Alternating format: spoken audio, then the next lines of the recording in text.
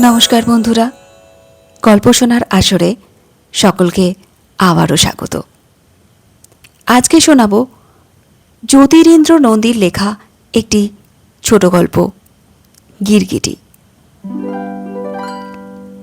সস্তা টিনের ঘর হলেও বাড়িটা তার ভালো লাগে। লোকজন একরকম নেই বললেই চলে। মোটে আর এক ঘর ভাড়াটে, তাও ঠিক পাশাপাশি ঘর না। উঠোন পার হয়ে বাঁদিকের ভাঙা জিরজিরে একটা দেওয়াল ঘেঁষে ডুমুর আর পেঁপে জঙ্গলের আড়াল করা নিচু একচালার একটা খুপড়ি নিয়ে বুড়ো মানুষটা ওধারে পড়ে আছে। ওর থাকা না থাকা সমান কথা। সারাদিনের মধ্যে একাধবার যদি কাশির শব্দ কি যন্ত্রপাতি চালাবার টুংটাং আওয়াজ কানে আসে না। ডুমুর গাছ, পেঁপে জঙ্গল, ভাঙা নড়বড়ে পাঁচিল সামনে নিয়ে ওইটুকুন ডেরার জং ধরা পুরনো টিনের দরজার আড়ালে বসে দিনরাত বুড়ো ভুবন সরকার কি করে দেখবার তিলমাত্র কৌতূহল বা ইচ্ছাও অবশ্য তার হয় না। বরং যদি কেউ এখন মায়ার ঘরে উঁকি দেয় তো দেখতে পাবে দেওয়ালে টাঙানো একটা বড় আরশির সামনে দাঁড়িয়ে তন্ময় হয়ে ও নিজেকে দেখছে আর যেন আনন্দের আতিশয্যে মৃদু শেষ দেওয়ার মতন একটা গানের সুর জিহ্বা ও ঠোঁটের মাথায় জড়িয়ে রেখে রেখে তারপর একসময় নিজের নিঃশ্বাসের সঙ্গে পার করে সেটা ঘরের বাতাসে ছড়িয়ে দিচ্ছে। গায়ের জামায় বোতাম নেই, আঁচলটা ঢিলে হয়ে মাটিতে লুটোয়। খোঁপার বাঁধন খুলে দেওয়াতে ঘাড়ে, পিঠে, কোমর অবধি এক রাশ কালো চুল ছড়িয়ে ছিটিয়ে আছে। মাঝারি গড়ন, রং খুব ফর্সা না, কিন্তু মুখখানা সুন্দর। অন্তত মায়ার নিজের কাছে নিজের ছোট্ট পাতলা কপাল আর দুধারে একটু বেঁকে যাওয়া না সরু না মোটা ভুরু ও ঢালুর দিকে ঈষৎ ছড়িয়ে পড়া নাক ও কালো পালক ঘেরা চোখের লালচে মতন বা বলা যায় বাদামি রঙের চকচকে মণি দুটো অসম্ভব ভালো লাগে। হ্যাঁ, আর ওর কচি পেয়ারার মতন ছোট্ট সুগোল মসৃণ একখানা থুতনি। নিজের কাছে তো বটেই, প্রণবের কাছেও এই চোখ, এই নাক, এই ভুরু, গাল, কপাল এবং বিশেষ করে শক্ত পালিশ গোল ছোট্ট থুতনিটা যে কত প্রিয় তা মায়া এই 2 বছরে বেশ বুঝে নিয়েছে। বাপ আদর করতে সকলের আগে প্রণব এই থুতনি ধরে নাড়া দেবে, টিপবে, রগড়াবে, নয়তো থুতনির ওপর নিজের নাক কি গালটা চেপে ধরে ঘষবে। খসখসে গালের ঘষায় মায়ার থুতনির ছাল উঠে যায় যেন। কিন্তু তা কি আর কোনোদিন গেছে? 2 বছর আগে কুমারী বয়সে যেমন ছিল, আজও সেই থুতনি নিটল অক্ষত হয়ে নিজের জায়গায় চুপ করে বসে আছে। যেন এর ক্ষয় নেই, বৃদ্ধি নেই, জরা নেই, কচি পেয়ারা। তুলনাটা মনে করে মায়া হাসল। অথচ দুটো বর্ষায় না জানি কত সহস্র গাছের পেয়ারা বড় হলো, পাকলো, কি পাকবার আগেই পোকা কি বাদুরের কামড়ে নষ্ট হয়ে নিচে ঝরে পড়ল। আনন্দের আতিশয্যে মায়া বাঁ হাতের 2 আঙুল দিয়ে নিজের সুন্দর থুতনিটা একবার স্পর্শ করল। তারপর আরশির কাছ থেকে সরে এসে এধারের দেওয়ালের ব্র্যাকেটে কুঁচিয়ে রাখা খয়েরি পাড় বুটিদার শাড়ি, আটপৌরে একটা ব্লাউজ ও শুকনো তোয়ালেটা টেনে নামালো। সাবানের কেস ও দাঁতন নিতে ভুলল না। কিন্তু ঘর থেকে বেরিয়ে তখনই কি ও কুয়োতলায় গেল? না। এবারের সুবিধা এই, কানে শুনতে খারাপ লাগে যে কল নেই, কিন্তু তাতে কি, দুজন তো ওরা মানুষ। অফিসে যাওয়ার আগে রাস্তার কল থেকে প্রণব 2 বালতি জল ধরে নিয়ে আসে, তাতেই তাদের রান্না আর খাওয়া কুলিয়ে যায়। বিকেলে 1-8 বালতি আনতে হয়, তাও রোজ না, কোনো দিন। এদিকে স্নান, হাত মুখ ধোয়া, বাসন কোসন ধোয়া, কাপড় কাচাকাচি সব পাতকুয়ার জলে। কত সুবিধে! সারাদিন বালতি ডুবিয়ে ডুবিয়ে যত খুশি জল টেনে তোলো, কেউ কিছু বলবার নেই। তাছাড়া ঘড়ি ধরার সময় নিয়ে কলে জল এলো কি চলে যাচ্ছে বলে যে তাড়াহুড়ো করে কাজ সারতে হয় না, এটাই মায়ার সবচেয়ে ভালো লাগে।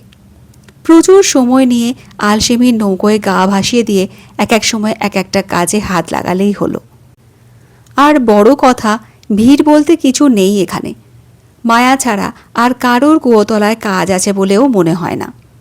প্রণব সেই 7 সকালে 2 বালতি জল মাথায় ঢেলে খেয়ে অফিসে বেরিয়ে যায়, ফেরে বিকেল 5টায়। আর কে? ও পাশে ঘরের বুড়ো। লোকটাকে মায়া কোনোদিন কুয়োতলায় দেখল না। ও আসলে স্নান করে কিনা, খায় কিনা, মায়ার সে সম্বন্ধে ঘোর সন্দেহ আছে। খায় নিশ্চয়ই, না হলে আর বেঁচে আছে কি করে। কিন্তু রান্না করে কি?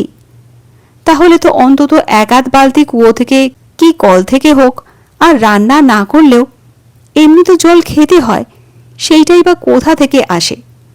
রাত 9টায় আর একবার রাস্তার কলে জল আসে, যদি তখন। কিন্তু তাও মায়ার চোখে পড়েনি। অবশ্য মাঝে মাঝে রাত 12টায়ও জল আসে। তখন কি? তা অবশ্য মায়া বলতে পারে না। বা রাস্তার কল থেকে এত রাত্রে জল ধরে তার ঘরের সামনে দিয়ে কেউ যাচ্ছে কিনা দুপুর রাত অবধি জেগে বসে থেকে লক্ষ্য করার মায়ার ইচ্ছে ধৈর্য কোনোটাই নেই। বড় কথা, এখানে এই বাড়ির উঠোন যেমনি ফাঁকা তেমনি কুয়োতলাটাও সারাক্ষণ ফাঁকা থাকে বলে মায়ার যখন ইচ্ছা তখন যতটা খুশি সময় নিয়ে কাজ করার সুবিধা আছে। এই চেয়েছিল ও, এমনটি সে চাইছে।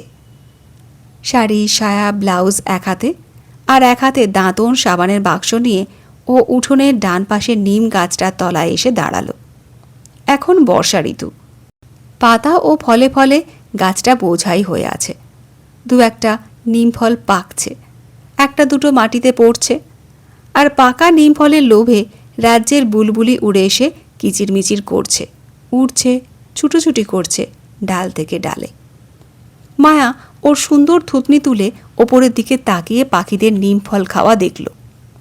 নির্জন কুয়োতলার মতন নিম গাছটাও এ বাড়ির একটা সম্পদ, অন্তত মায়ার কাছে, ভাবে ও।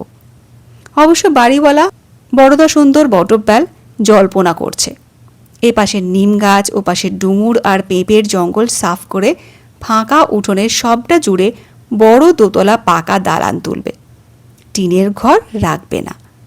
কিন্তু সেটা কবে হবে, আজকালই হচ্ছে কিনা শোনা যায়নি।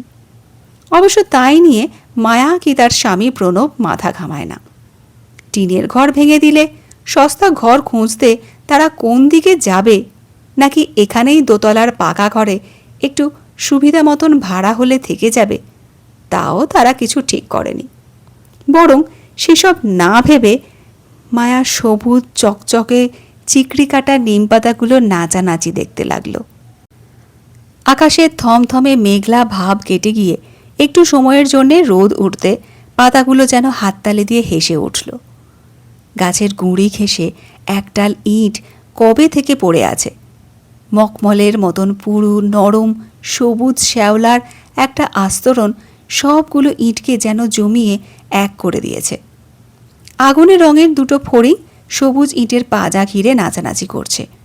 ওপাশের ডুমুরের ডালে এত বড় একটা গিরগিটি স্থির চোখে তাকিয়ে ফড়িং দুটোকে দেখছে, যেন কোথাও একবার একটু শান্ত হয়ে ওরা বসলে সে লাফিয়ে পড়ে ওদের ঘাড় কামড়ে ধরবে। করুণ চোখে ফড়িং দুটোকে আর একবার দেখে মায়া আস্তে আস্তে কুয়োতলার দিকে চলল। কুয়োতলার এখানে ওখানে লম্বা ঘাস গজিয়েছে, জায়গাটা সিমেন্ট করা নেই। গোড়ার দিকে মায়ার অসুবিধা হতো। জল, কাদা আর আগাছার জঙ্গলে দাঁড়িয়ে দড়ি বাঁধা বালতি নামিয়ে কুয়ো থেকে জল টেনে তুলতে ওর এমন গা ঘিনঘিন করত। কিন্তু আশ্চর্য, কদিনে এটা সয়ে গেছে। প্রণব খান 6 পুরনো ইট বিছিয়ে দেওয়ার পর থেকে মায়া আর কোনো অসুবিধাই বোধ করে না। বরং কুয়োতলার এই মাটি, লম্বা ঘাস, ঘাসের ফাঁকের চিকচিকে জল, কাদা আর অগুন্তি কিলকিলে মশার বাচ্চা দেখতে ওর এখন ভালো লাগে, যেন এগুলো না থাকলে খারাপ লাগতো। বিয়ের পর থেকে এতকাল ওরা শহরের মাঝখানে যে বাড়িতে ছিল, সেখানে সিমেন্ট করা শক্ত ঠনঠনে কলতলার বাঁধানো চৌবাচ্চার পাশে বসে একদঙ্গল মেয়ে ছেলের কাপড় কাচাকাচি কলরব আর তাড়াহুড়োর চাপে পড়ে মায়ার প্রাণ হাঁপিয়ে উঠত। মাটি, আকাশ, ঘাস, পোকার গন্ধ ছিল না, ছিল দেওয়াল আর দেওয়াল, আর কটকটে ফিনাইলের গন্ধ, আর সস্তা সাবান, হেয়ার অয়েলের মিঠে পচা গন্ধে ভরা বদ্ধ বাতাসের গুমোট।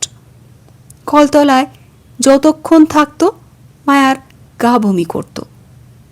এখানে খোলা হাওয়া আর ঘাসের শীষের দোলানি আর নিম গাছ থেকে ভেসে আসা পাকা নিম ফলের গন্ধ আর বুলবুলির কিচিরমিচিরের এক আশ্চর্য নির্জন জগতে হাত পা ছড়িয়ে বসে মায়া যতক্ষণ খুশি প্রণবের কিনে দেওয়া ভালো সাবানটা মাখতে পারে, যেভাবে খুশি।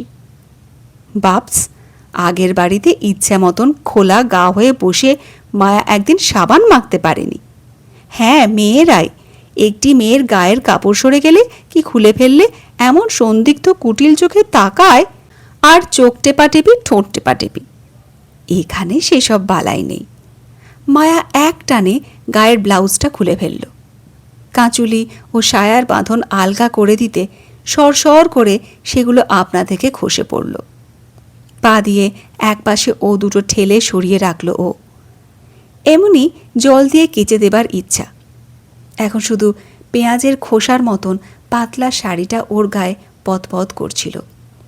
এলোমেলো হাওয়ার ঝাপটায় শাড়িটা একসময় গায়ের চামড়ার সঙ্গে লেপটে যেতে হাড় ও মাংসের স্থূল সূক্ষ্ম বাঁকা ও আধ বাঁকা রেখাগুলো একসঙ্গে জেগে উঠল। এ এক আশ্চর্য অনুভূতি। গায়ে জল ঢালার আগে রোজ ও কিছুক্ষণ এমনি দাঁড়িয়ে থেকে শাড়ির পথ ও হাওয়ার শিরশিরানিটা অনুভব করে, যেন প্রত্যেকটা রোমকূপের মধ্যে হাওয়া ঢুকে গলা, বুক, পিঠ, পেট, কোমর, তলপেট, উড়ু, হাঁটুর নিচে পায়ের মাংসল ডিম দুটোকে সতেজ স্নিগ্ধ করে দেয়। আঁচলটা আর গায়ে রাখে না ও, কোমরে জড়ায়। তারপর কুয়োপাড়ের উঁচু সিমেন্টের ওপর কনুইয়ের ভর রেখে কোমর থেকে থুতনি পর্যন্ত সবটা শরীর সামনের দিকে বাড়িয়ে দিয়ে নিচের অন্ধকার জলের দিকে তাকায়। জলের আয়নায় নতুন করে সে নিজেকে দেখে, যেন চিনতে পারা যায় না। এই মায়া সেই মায়া, এই কপাল সেই কপাল, এই থুতনি সেই থুতনি, এই বুক সেই বুক। কি ঘরের আরশিতে এইমাত্র সে যা দেখে এসেছে, যা সুন্দর, শক্ত, জমাট, আর এখানে জলের অন্ধকারে তা কেমন বিশ্রী হয়ে পড়েছে। এই অবস্থা দেখে মায়া প্রথমটায় চমকে ওঠে, ভয় পায়। তারপর অবশ্য কারণটা বুঝতে পেরে নিজের মনে ও হাসে। সামনের দিকে অতটা ঝুঁকে থাকলে নিজের ওই চেহারা দাঁড়াবেই, সুতরাং ভয়ে মিছে। আসলে ওর চট করে সোজা হয়ে দাঁড়িয়ে নিজের ওপর চোখ রেখে সে নিশ্চিন্ত হয়। তেমনি নিটোল মসৃণ জোড়া ফুলের স্বপ্ন হয়ে কার দিকে তাকিয়ে আছে ওরা সারাক্ষণ? কি দেখছে? মায়া আবার নিজের মনে একটুখানি হাসল। আবার জোরে হাওয়া বইছিল আর ওর সারা শরীর শিরশির করছিল। এমন সময় হঠাৎ ও চমকে উঠল। শুকনো পাতার ওপর দিয়ে কে হেঁটে এলো না? ব্যস্ত হয়ে আঁচলের খুঁটটা কোমর থেকে টেনে খুলে তাই দিয়ে ও কোনো রকমে বুক ঢেকে তারপর ঘাড় ফেরালো। ঘাড় ফিরিয়ে মানুষটার চেহারা দেখে মায়া নিশ্চিন্ত হয়। ভয় পাওয়ার কিছু না। একটা হাঁড়ি হাতে করে ভুবন সরকার অদূরে পেয়ারা চারাটার গুড়ি ঘেঁষে চুপচাপ দাঁড়িয়ে আছে, যেন জল নিতে এসে কুয়োতলায় স্ত্রীলোক দেখে বুড়ো লজ্জা পেয়ে আর পা বাড়াচ্ছে না। মায়া কিন্তু ততটা লজ্জাবোধ করল না, কোনোদিনই করে না। প্যাকাটির মতো সরু চিরচিরে হাত পা, শুকনো খটখটে কখানা পাঁজর, সনের মতো পাকা এক মাথা লম্বা রুক্ষ চুল ও হলদে ফ্যাকাশে চোখ জোড়া নিয়ে কালে ভদ্রে যদি কখনো লোকটা তার সামনে এসে দাঁড়ায় কি পাশ কেটে চলে যায়, মায়ের মনেই হয় না একটা মানুষ, একজন পুরুষ।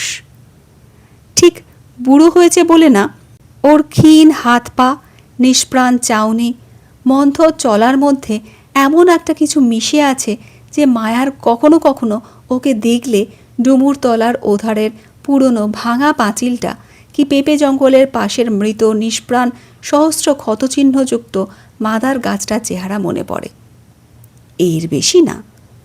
অথচ এও যে বরদা সুন্দর বটব্যালের 12.5 টাকা ভাড়ার টিনের ঘরের ভুবন সরকার নামধেয় একজন মান্যগণ্য বাসিন্দা এবং একজন ইলেকট্রিক মিস্ত্রি মায়া ভুলে যায়। একপাশে একটু সরে দাঁড়িয়ে মায়া অপেক্ষা করতে লাগলো, কিন্তু ভুবন জল নিতে অগ্রসর হচ্ছে না, যেন সাহস পাচ্ছে না। নিন, আপনি জল নিয়ে যান, মায়া ডাকল। মাটির দিকে তাকিয়েছিল ভুবন। ডাক শুনে চোখ তুলল। আপনি চান সেরে নিন, আমার পরে হলেও চলবে। কথা বলল না লোকটা, যেন পোকায় খাওয়া একটা শুকনো ডুমুর পাতা খসখস শব্দ করে উঠল। আমার চান সারতে দেরি হবে। কথাটা বুড়োকে বুঝিয়ে বলা দরকার, না হলে বুঝবে না। টের পেয়ে মায়া রাগ না করে বরং শব্দ করে হাসল। আপনাকে ওখানে দাঁড় করিয়ে রেখে আমার চান করা চলবে কি? হাঁ করে তাকিয়ে ভুবন তার একমাত্র প্রতিবেশিনীর হাসি দেখছিল। নাকি কচি সবুজ চিকড়ি কাটা নিম পাতার গায়ে বর্ষা দুপুরের রৌদ্রে ঝিলিক দেখছে বুড়ো, ভাবল মায়া। তার ঠোঁটে চোখে সত্যি তখন মেঘ ভাঙা এক আঁচলা হলুদ রোদ ঝিলমিল করছিল। পেয়ারা পাতার ছায়া দাঁড়িয়ে শুকনো কাঠের মতো মানুষটা যেন আরও কালো হয়ে উঠল। না, আপনার চান সারা হোক, আমি ঘুরে আসছি, হাতের একটু কাজও বাকি আছে বটে। বলে বুড়ো আর দাঁড়ায় না, সরে যায়। কষ্ট লাগে মায়ার। হয়তো এভাবে বলা ঠিক হয়নি। যদি দাঁড়িয়ে থাকতো ওখানে তো দোষ ছিল কি? তাছাড়া জল নিতে ও বড় একটা আসে কই। নিশ্চয় বিশেষ প্রয়োজন ছিল এখন। গায়ে জল ঢালার আগে বুকের আঁচলটা আবার কোমরে জড়াতে জড়াতে মায়া ভাবে, এবাড়ির ভাঙা পাঁচিল, মরা গাছ, কি ছাতা পড়া পুরানো ইটের পাঁজার সঙ্গে যে লোকটার সাদৃশ্য খুঁজে পেয়ে মায়া পরিতৃপ্ত ছিল, আজ তাকে হঠাৎ আলাদা করে দেখতে যাওয়া কি তার পায়ের শব্দে গা ঢেকে ফেলার মধ্যে কি একটা নিষ্ঠুরতা প্রকাশ পেল না? মায়ার বুকের মধ্যে কেমন খচখচ করতে লাগলো। এক টুকরো অনুশোচনা গলার কাছে আটকে থেকে যেন জায়গাটা জ্বালা জ্বালা করে উঠল। স্নান করার আনন্দ তেমন করে ও অনুভব করতে পারল কই? সাবান গোলা জল দুধের ধারা হয়ে ওর উষ্ণ কোমল ঝকঝকে চামড়ার ওপর দিয়ে গড়িয়ে গড়িয়ে পড়তে লাগলো। একলা মায়া ছাড়া পৃথিবীর আর কেউ তা দেখছে বলে আজ আর সে মনে করতে পারল না। অথচ ওরা রোজ চুপ করে দাঁড়িয়ে দেখে। হ্যাঁ, সহস্র পাতার চোখ মেলে এবারে নিম গাছ, রোদ কি জল ঠেকাতে বড় বড় ছাতা মাথায় ওধারের পেঁপে গাছগুলো, এপাশের কচি পেয়ারা গাছটা, ওদিকের পাঁচিলের মাথায় কাকগুলো পর্যন্ত ইটের পাঁজা ছেড়ে লাল ফড়িং দুটো উড়ে এসে ঘুরে ঘুরে মায়ার ভিজে চুল দেখে, নাভি দেখে, স্তন দেখে, জঙ্ঘা দেখে। কচি কলাপাতার বোঁটার মতো ওর পিঠের রিজু মসৃণ সুন্দর শিরদাঁড়া ঘেঁষে একটা মশা হুল ফুটিয়ে দিয়ে এতটা রক্ত খেয়ে পেট মোটা করে একসময় উঠে গেল। যেন মায়া টের পেল না। ভালো করে তোয়ালে দিয়ে গা রগড়াতে আজ তার হাত উঠছিল না। ভাবছিল ও মানুষটাকে এখানে দাঁড়াতে নিষেধ করা আর ডুমুরের মরা ডালটাকে এদিকে উঁকি দিতে বারণ করা এক কথা। যেন সেই অভিমানে ফড়িং দুটো এলো না। পাঁচিলের মাথায় কাকগুলো নেই। পেঁপে গাছগুলো ছাতার আড়ালে মুখ ঢেকেছে। নিম গাছটা বুলবুলিদের ফল খাওয়াতে ব্যস্ত। মায়ার স্নান দেখতে কারও উৎসাহ নেই। ওদের একজনকে সরে দাঁড়াতে বলায় বাকি সবাই রাগ করেছে, দুঃখ পেয়েছে। অথচ এদের চোখের সামনে নিজেকে মেলে ধরা, খুলে দেওয়ার নেশায় বুঁদ হয়ে 5 বালতির জায়গায় 15 বালতি জল ঢেলেছে ও। প্রণবের কিনে দেওয়া সাবানটাকে বারবার ঘষে কদিনে ক্ষয় করে এনেছে। মৃদু একটা আঘাত বুকে নিয়ে কোনো রকমে ও স্নান শেষ করল। ভালো করে মাথা মোছা হলো না, তোয়ালে বা কাপড়ের জল নিংড়ানো হলো না। মন্থর ভারী পায়ে কুয়োতলা ছেড়ে ও ঘরে ফিরে এলো। তখনই আবার তার আরশির সামনে দাঁড়াবার কথা, কিন্তু তা সে করল না। ভেজা কাপড়গুলো মেলে না দিয়ে দলা করে সেভাবেই দরজার পাল্লার ওপর রেখে দিল। টস টস করে জল ঝরছিল সেগুলো থেকে। মায়া 1 সেকেন্ড দাঁড়িয়ে তা দেখল, কিন্তু সেই সম্পর্কে ও কিছু ভাবছে বলে চোখ দেখে মনে হলো না। চৌকাঠ পার হয়ে আস্তে আস্তে ও আবার উঠোনে নামল। আবার 1 সেকেন্ড কি ভাবল, তারপর ও পাশে ডুমুর জঙ্গল ও ভাঙা পাঁচিলটার দিকে তাকিয়ে ডেকে বলল, আমার হয়ে গেছে, আপনি যান। কেউ সাড়া দিল না। টিনের ডেরা থেকে বেরোলো না কেউ। মায়া আর একটু সময় অপেক্ষা করল। একটা শালিক ওর পায়ের শব্দে উঠোনের ঘাস ছেড়ে উড়ে পেয়ারার ডালে গিয়ে বসল। এক পা করে মায়া ডুমুর তলার দিকে এগোয়। টিনের চাল প্রায় মাথায় ঠেকে, ভিতরে ঢুকল না ও। চৌকাঠ ধরে দাঁড়িয়ে একবার উঁকি দিয়ে দেখল। অবাক হলো না, বরং মায়ার দুঃখ হলো। মানুষটা ঘুমিয়ে পড়েছে। হাতের কাছে মাটিতে দুটো একটা যন্ত্রপাতি পড়ে আছে। কোনোটা জং ধরা, কোনোটার হাতল নেই, কি মাথা ভেঙে গেছে। ওধারে দুটো গোল মতন কি যেন পড়ে আছে। ইলেকট্রিকের কলকবজা কিছু হবে মায়া অনুমান করল। পাশেই আর একটা জিনিস দেখে মায়া চিনল, টেবিল ফ্যান। দুটো ব্লেডই ভেঙে গেছে, একটা আছে।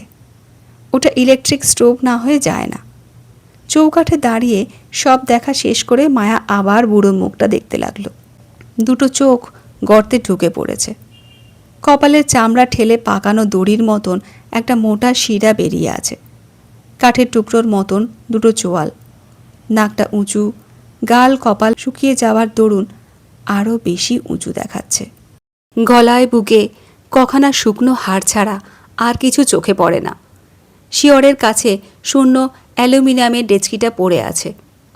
দেখে মায়ার দু চোখ আবার ছলছল করে উঠল। একটু সময় ইতস্তত করে তারপর ও আস্তে ডাকল, ঘুমিয়ে পড়লেন কি? ঘুমোচ্ছেন?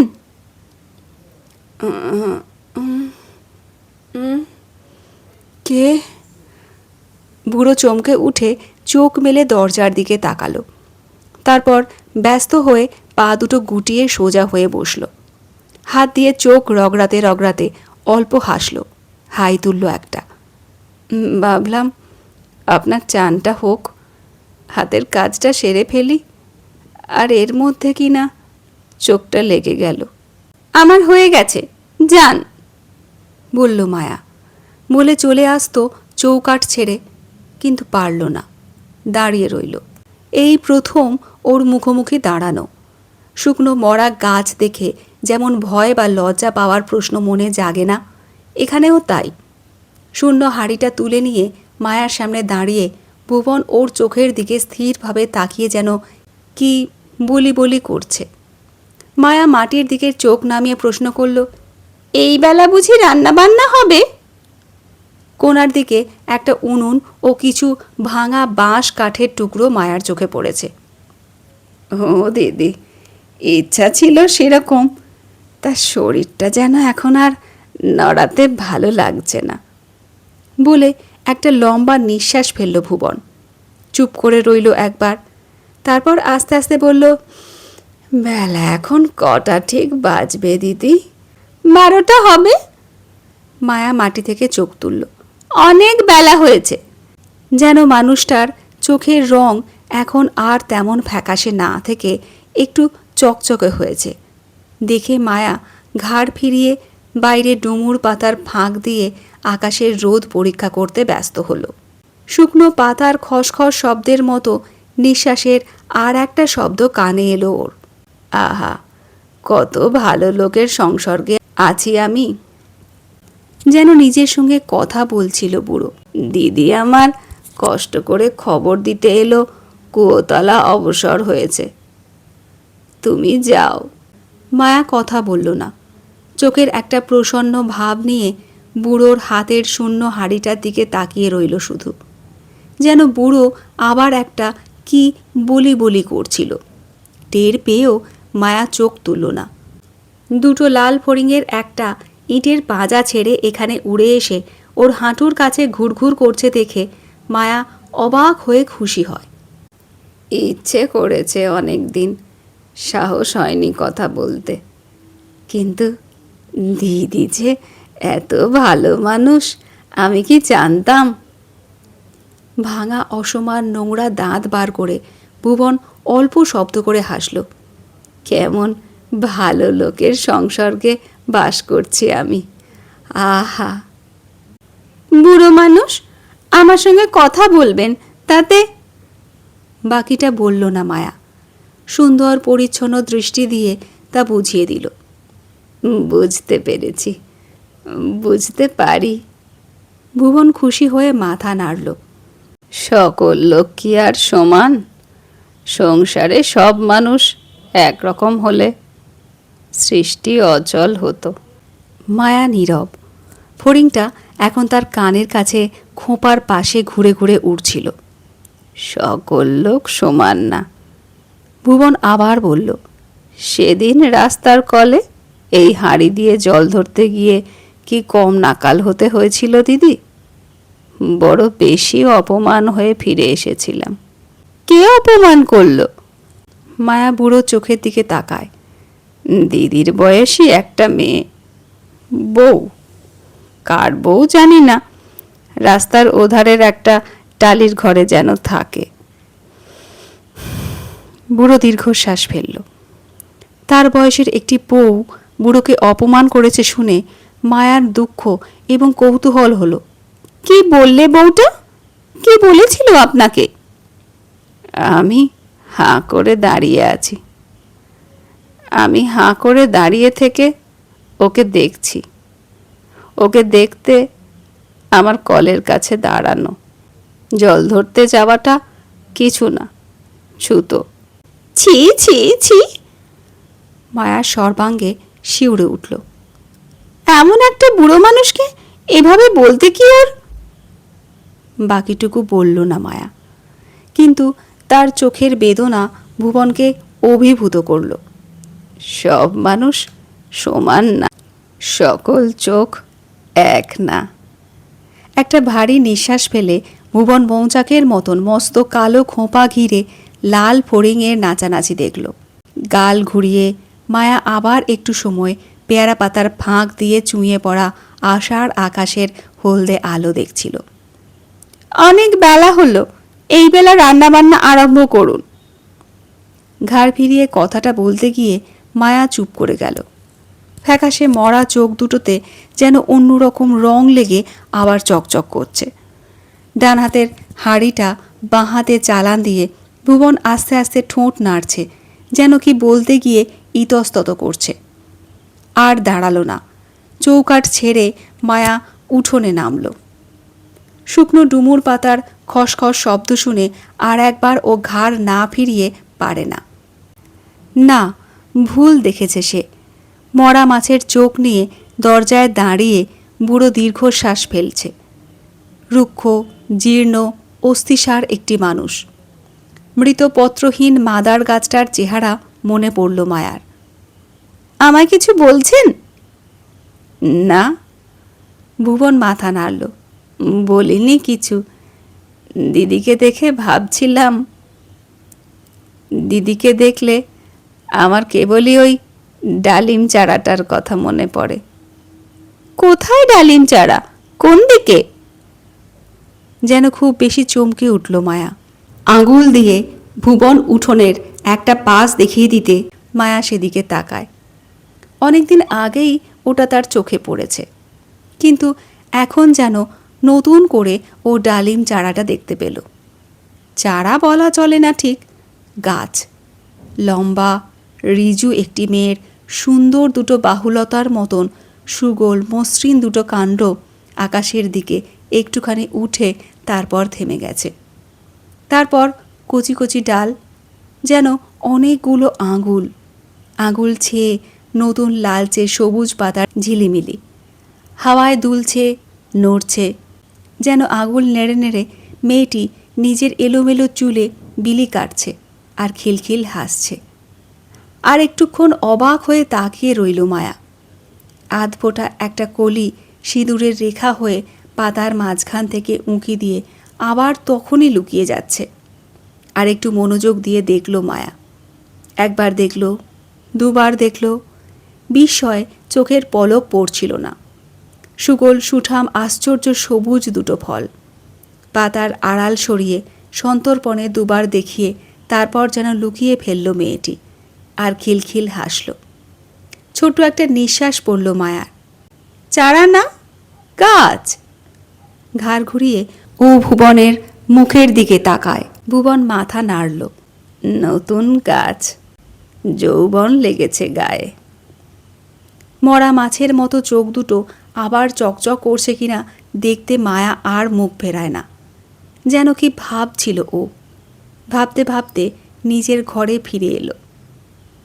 কি অপরের চোখে সে নিজেকে দেখছে? কে সেই পর? কেউ না, মানুষ না, পুরুষ না। সংসারে একমাত্র পুরুষ প্রণব, তার স্বামী, যার মুখে রাত দিন তার রূপ যৌবন শরীরের অঢেল লাবণ্যের প্রশংসা শুনে শুনে মায়া এখন ক্লান্ত হয়, বিরক্ত হয়। আর কোনো পুরুষের চোখে মুখে সে তার 22 বছরের যৌবনের স্তুতি দেখল না, শুনল না। যদি দেখত, শুনত, তবে কি সে রাগ করত? মায়া ঠিক ভেবে পেল না, বুঝতে পারছিল না ও। হাজার পাতার চোখ মেলে নিম গাছটা তার দিকে তাকিয়ে থাকে। পেঁপে গাছগুলো চেয়ে চেয়ে দেখে। ভাঙা পাঁচিল, মরা গাছ, কাক, শালিক, বুলবুলির ঝাঁক যখন তখন মায়ার হাত দেখছে, পা দেখছে, হাঁটু দেখছে, পিঠ, কোমর, ভুরু, চোখ, চুল, নখ, সব। রাগ করে না ও, বরং খুশি হয়। যদি ওরা এমনভাবে ওর দিকে তাকিয়ে না থাকতো তো তার মনে হতো না সে বেঁচে আছে। সুতরাং দুপুরে খাওয়ার পরে চোখে আজ ঘুম আসেনি। শুতে গিয়ে শোয়া হলো না। এক আশ্চর্য নেশায় মন শরীর আচ্ছন্ন হয়ে রইল। সত্যি তো, মরা মাদার গাছ কি নোনা ধরা পাঁচিলটা যদি হঠাৎ মুখ ফুটে বলে ওঠে, চমৎকার, কত সুন্দর তুমি, অথবা তোমাকে দেখে বর্ষার রজনীগন্ধা কি বৈশাখের চাঁপার কথা মনে পড়ে আমাদের, তো সে কি খুব অবাক হবে? হয়নি, এখনো হলো না। বরং নূপুর বাজার মতন উত্তেজনায়, আনন্দে তার রক্তের মধ্যে মিষ্টি রিমঝিম একটা শব্দ হচ্ছিল সেই কখন থেকে। শোয়া ছেড়ে একসময় ও উঠল। আস্তে দরজার দুটো পাল্লা ভেজিয়ে দিয়ে উঠোনের দিকের জানলাটা বন্ধ করে দিল। তারপর এসে ঘরের মাঝখানে দাঁড়ালো। ঠিক মাঝ জায়গায় দাঁড়ালেই দেওয়ালের আরশিতে ও পায়ের নখ থেকে সিঁথির ডগা পর্যন্ত সব দেখতে পায়। না, আরশি মুখ করে দাঁড়ালেও সব দেখা যায় কি? সব বাঁধন খুলে পা দিয়ে একদিকে ঠেলে সরিয়ে দিলে ও। আর সেই মুহূর্তে আয়নার দিকে তাকিয়ে ও স্থির, স্তব্ধ হয়ে গেল। যেন রক্তের বাজনাটাও কিছুক্ষণের জন্য থেমে রইল। না, নিজের এই মূর্তি সে আগে কখনো দেখেনি এভাবে।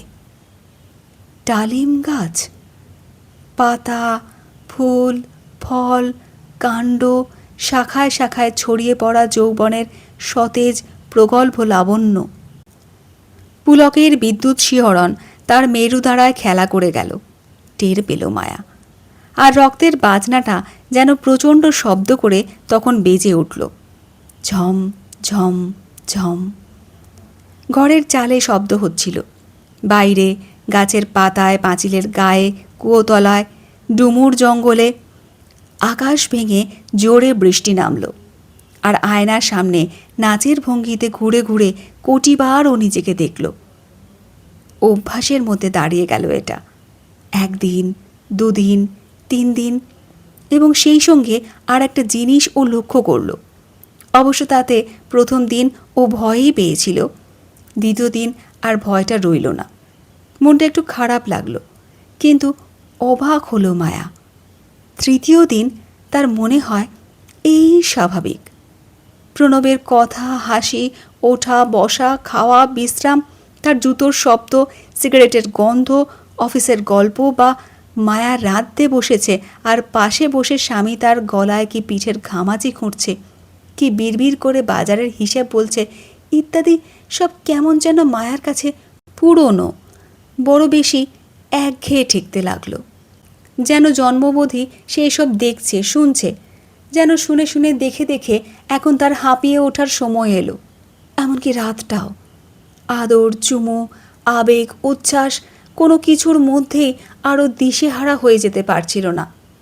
যেন কত কাল ধরে চলছে, যেন এসব কাজ এখন কিছুদিনের জন্য বন্ধ থাকলে ভালো হয়।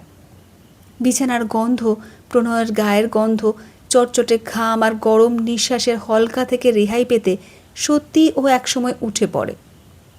এর মধ্যে তোমার জল তেষ্টা পেয়ে গেল? ঠাট্টার সুরে প্রণব বিড়বিড় করে, কিন্তু মায়া উত্তর দেয় না, গম্ভীর থাকে। সবটা আবহাওয়া তার কাছে অশ্লীল, কুৎসিত ঠেকে। বিছানার অন্ধকারে আধশোয়া স্বামীকে কুৎসিত মনে হয়, বেশবাস ছেড়ে নিজেকে কুৎসিত মনে হয়। অথচ অন্ধকার জানালায় একলা চুপচাপ দাঁড়িয়ে থেকে ও ভাবে। প্রশ্নের জবাব দেয়নি ভুবন। ঘাড় গুঁজে মাছ করছিল। জল পচা, সাদাটে কটা পেট ফোলা ট্যাংরা মাছ। একটা ভোঁতা কাটারির বুকে পুঁছিয়ে পুঁছিয়ে পেট আলগা করে মাছের কালচে তামাটে রঙের নাড়ি ভুঁড়ি বার করতে করতে ভুবন দীর্ঘশ্বাস ফেলে। যেন লোকটার নিঃশ্বাসের ঝাপটায় মাছির ঝাঁক ভন ভন করে ওঠে। কিছু তার নাকের সামনে, কিছু ঘাড়ের কাছে, পিঠের ধারে উড়ে বেড়ায়। আপনার বুঝি বটি নেই? ভুবন শুধু মাথা নাড়ল, কথা বলল না বা চোখ তুলে চৌকাঠের দিকে তাকালো না। মায়া একটা ছোট্ট নিঃশ্বাস ফেলল। বটি থাকলে সুবিধে হতো, ছোট মাছ কাটারে দিয়ে কুটতে কষ্ট। বলে মায়া ঘাড় ফিরিয়ে বাইরের দিকে তাকায়। আজকের দুপুরের চেহারাটা অন্যরকম।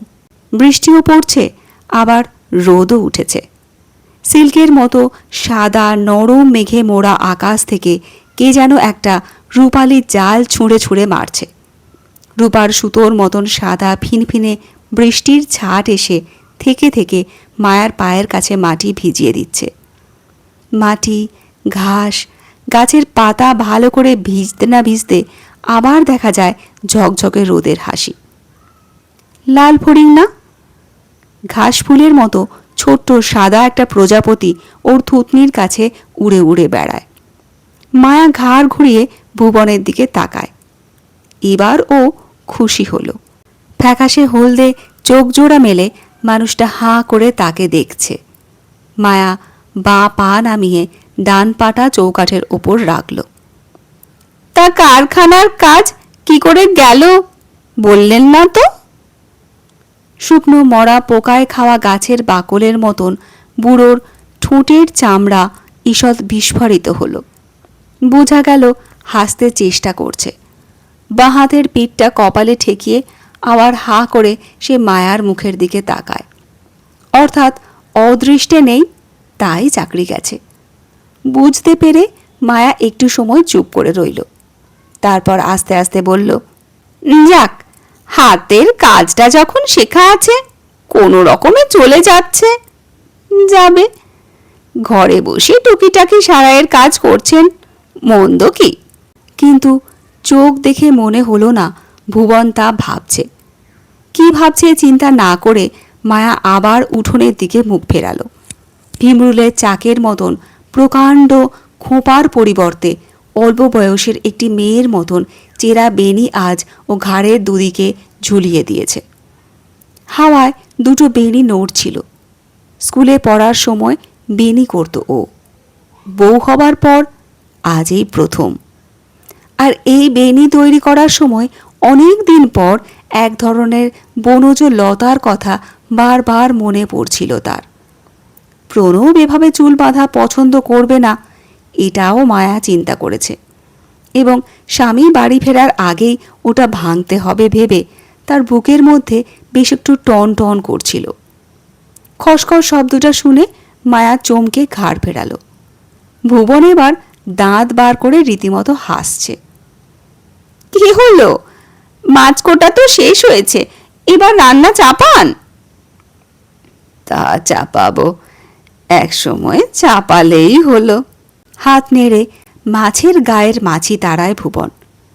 রান্না আর খাওয়ার কথা এখন বড় একটা ভাবি না দিদি, কেমন যেন ইচ্ছাই করে না।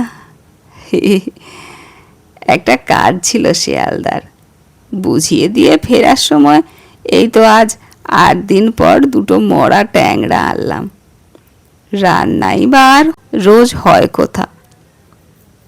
মায়া চুপ করে রইল। হাওয়াটা একটু বেশি জোরে বইছিল বলে পিঠের বেনি দুটো একজোড়া সাপের মতন পরস্পর জাপটাজাপটি করে আবার কোমরের দুদিকে সরে গিয়ে হিল হিল করছিল। যেন সাপের খেলা দেখতে বুড়ো চোখ বাঁকা করে ঘাড় কাত করে মায়ার পিঠের দিকে চেয়ে থাকে। ঘোলা জলের ওপর রোদ পড়লে যেমন একটা চিকচিকে সাদাটে আভা জাগে, বুড়োর চোখে আজ আবার সেই রং দেখল মায়া। কিছু বলল না ও, বরং ক্ষুদে প্রজাপতিটা এই বেলা বাড়াবাড়ি আরম্ভ করেছে। উড়ে উড়ে এসে ওর গলায় বুকে বসতে চেষ্টা করছে দেখে মায়া সেটাকে একসময় খপ করে মুঠোর মধ্যে ধরে ফেলে পরে ওটাকে উঠোনের দিকে ছুঁড়ে দিতে ঘুরে দাঁড়ায়। এবার ভুবন তার সবটা পিঠ ও কোমর দেখতে পাবে মায়া অনুমান করছিল। বাচ্চা প্রজাপতিটা বাইরে ঘাসের ওপর ছিটকে পড়ে কিছুক্ষণ চুপচাপ মরার মতন শুয়ে থেকে পরে একসময় নড়ে চড়ে উঠে দিব্যি উড়তে উড়তে পেয়ারা গাছের দিকে চলে গেল। মায়া খোক করে হাসল, ভুবনও হাসল। মায়া ঘুরে দাঁড়ালো। মরেনি, ভাবলাম হাতের চাপে চটকে শেষ হয়ে গেছে। কেন মরবে? ভুবন ঘাড় নাড়ল। নরম মুঠো, এই চাপে কি আর ও মরে? মুখ ফিরিয়ে মায়া সাদা প্রজাপতিটাকে আর দেখতে পেল না। পেয়ারা পাতার ঝোপের মধ্যে ঢুকে পড়েছে। ভারী সুন্দর ছিল, এই এতটুকুন। ভুবন ঘাড় নাড়ল। ফাটা শুকনো রোদ পোড়া গাছের বাকলের মতন পুরু ঠোঁট দুটো ছড়িয়ে আস্তে আস্তে বলল, আরও সুন্দর লাগছিল দিদির থুতনির চারপাশে যখন ও ঘুরঘুর করছিল। মাছ মাছ কুটবো কি ছাই? আমি তখন থেকে কেবল ভাবছি কোন ফুলের সঙ্গে কোন ফলের সঙ্গে এই থুতনির তুলনা চলে। মচকা ফুল? না না না, করবী ফুলের তলার দিকটা ছোট্ট বাটির মতন গোল হয়ে বোঁটার সঙ্গে যেটুকু লেগে থাকে, অবিকল সেরকম। দিদির থুতনি দেখলে তাই মনে পড়ে। মিছে বলছি? আর একবার যখন আরশিতে মুখ দেখবেন কথাটা সত্য কিনা বুঝবেন। মেরুদাঁড়ায় একটা শিহরণ অনুভব করত মায়া, কিন্তু তা করতে গিয়েও সে ওটা আর টের পেল না। তাই আগের চেয়েও শান্ত স্থির চোখে ও ভুবনের মুখের দিকে তাকালো। একজন পুরুষের মুখে ও রূপের প্রশংসা শুনছে কি? না না, যাও একটু হাসির রোদ লেগে ঘোলাটে চোখ দুটো চিকচিক করছিল, এখন আবার মরা মাছের চোখের মতন ঠান্ডা ফ্যাকাশে হয়ে আছে। কাঠের টুকরোর মতন শুকনো হাঁটুর সঙ্গে দুটো হাত ঠেকানো। বরং ক্ষীণ একটা বেদনার ঢেউ বুকের মধ্যে অনুভব করল মায়া। অল্প হেসে বলল, তা দেখবো আরশিতে, দেখা যাবে সত্যি আমার থুতনি অত সুন্দর কিনা। আপনি এই বেলা উঠুন, আসুন, আমি জল তুলে দিই, আপনি মাছটা ধুয়ে ফেলুন, অনেক বেলা হলো। দুজনের পায়ের শব্দে গিরগিটিটা ওধারের পাঁচিলের মাথা থেকে লাফিয়ে ডুমুর জঙ্গলের মধ্যে চলে গেল। মায়া থমকে দাঁড়ায়। পিছন থেকে ভুবন বলল, তা আমি না হয় এতকাল কোণার দিকে ভাঙা ঘর নিয়েছিলাম, এখন উঠোনের এধারে নতুন ঘর তুলেছে বটব্যাল। আর ঘর তৈরির সঙ্গে সঙ্গে নতুন ভাড়াটেও পেল। এখন তো জঙ্গল টঙ্গলগুলো একটু সাফ করে ফেলা উচিত ওর, কিন্তু শালা কি এদিকে একবার উঁকি দিতে আসে? মাস কাবার হলে ভাড়া গুনতে হাজির হবার বেলায় ঠিক আছে। না, খুব বেশি জঙ্গল কি? মায়া বলল। আমার কিন্তু এই গাছ টাছগুলো বেশ ভালোই লাগছে। সস্তার মধ্যে বাড়িটা চমৎকার। একটা নিঃশ্বাস ফেলল ভুবন। আমার ইচ্ছে করছে এই আগাছাগুলো তুলে ফেলে এধারটায় কিছু ফুলের গাছ করি। মায়া কথা বলল না। তা এবছর আর হয় না? পিছন থেকে ভুবন পরে বলল, আরও আগে পুঁতলে তবে ঠিক হতো। এখন বীজ পুঁতলে শালার জলেই সব পচে ভূত হয়ে যাবে, গাছ বেরোবে না। আর গাছ বড় হতে হতে শীত এসে যাবে। শীতে আর দোপাটি তেমন ফোটে কই। হুম, হ্যাঁ, সুন্দর। ঘাড় ফিরিয়ে মায়া বলল, দোপাটি ফুল আমি খুব পছন্দ করি। ছোটবেলায় দেখতাম আমাদের স্কুলের বাগানে, এমন দিনে গাছগুলো সাদা হয়ে থাকতো। সাদা, লাল, গোলাপি, অনেক রঙের হয়। ভুবন আস্তে আস্তে বলল, আমার ইচ্ছা লাল দোপাটি করার। লাল ফুল দিদির বেনিতে মানাবে ভালো। মায়া হঠাৎ আবার কথা বলতে পারল না। ভুবনও চুপ করে রইল, কিন্তু কুয়োতলায় গিয়ে সে মুখ খুলল। মায়া জল ঢালছে আর দু হাতে রগড়ে মাছের গায়ের ছাই ময়লা সাফ করতে করতে কি ভেবে সে বলল, ছোটবেলার কথা, স্কুলে পড়ার দিনগুলোর কথা দিদির খুব বুঝি মনে পড়ে? প্রথমটায় উত্তর দিল না মায়া। তারপর এক সময় আস্তে আস্তে বলল, মনে পড়লেই আর কি করা যায়? দেখতে দেখতে বড় হলাম, স্কুল ছাড়লাম, তারপর বিয়ে হয়ে গেল। একটু থেমে পড়ে বলল, হাজারবার মনে পড়লে কি ইচ্ছে করলেও এখন আর সেদিন ফিরে পাবো না। নিজের মনে কথাটা বলে শেষ করে বিষণ্ণ চোখ দুটো ও আকাশের দিকে তুলে ধরল। রোদের আভা মুছে গিয়ে কালো বড় বড় মেঘের আনাগোনা আরম্ভ হলো এবার। মাছ ধোয়া শেষ করে ভুবন সেগুলো রং চটা ফুটো লোহার থালাটায় তুলে রেখে লম্বা নিঃশ্বাস ফেলল। আর জল ঢালতে হবে না? মায়া চোখ নামালো। না, আমার হয়ে গেছে। ঘাড় তুলে ফ্যাকাশে চোখে ভুবন ওর আপাদমস্তক দেখে। কুয়োর বাঁধানো কার্নিশের ওপর একটা পা, এক পা নিচে ইটের ওপর রেখে মায়া হাতের শূন্য বালতিটা একটু একটু আন্দোলিত করছিল বলে ওর বুক, কোমর, উড়ু মন্থর ঢেবের মতন থেকে থেকে দুলছে, কাঁপছে। মন দিদি, ছোটবেলার মনটা যদি আমরা কোনো রকমে ধরে রাখতে পারি তো বুড়িয়ে গিয়েও মাঝে সাঝে সেদিনের নাগাল পাই। মিছে বলছি? আকাশে চোখ তুলল মায়া। চমকে ওঠার মতন কাউকে দেখছে না ও, কি কারো কথা শুনছে না। নিম গাছটা বুলবুলিদের ফল খাওয়াতে খাওয়াতে সারা দুপুরই এই বুলি আওড়ায়।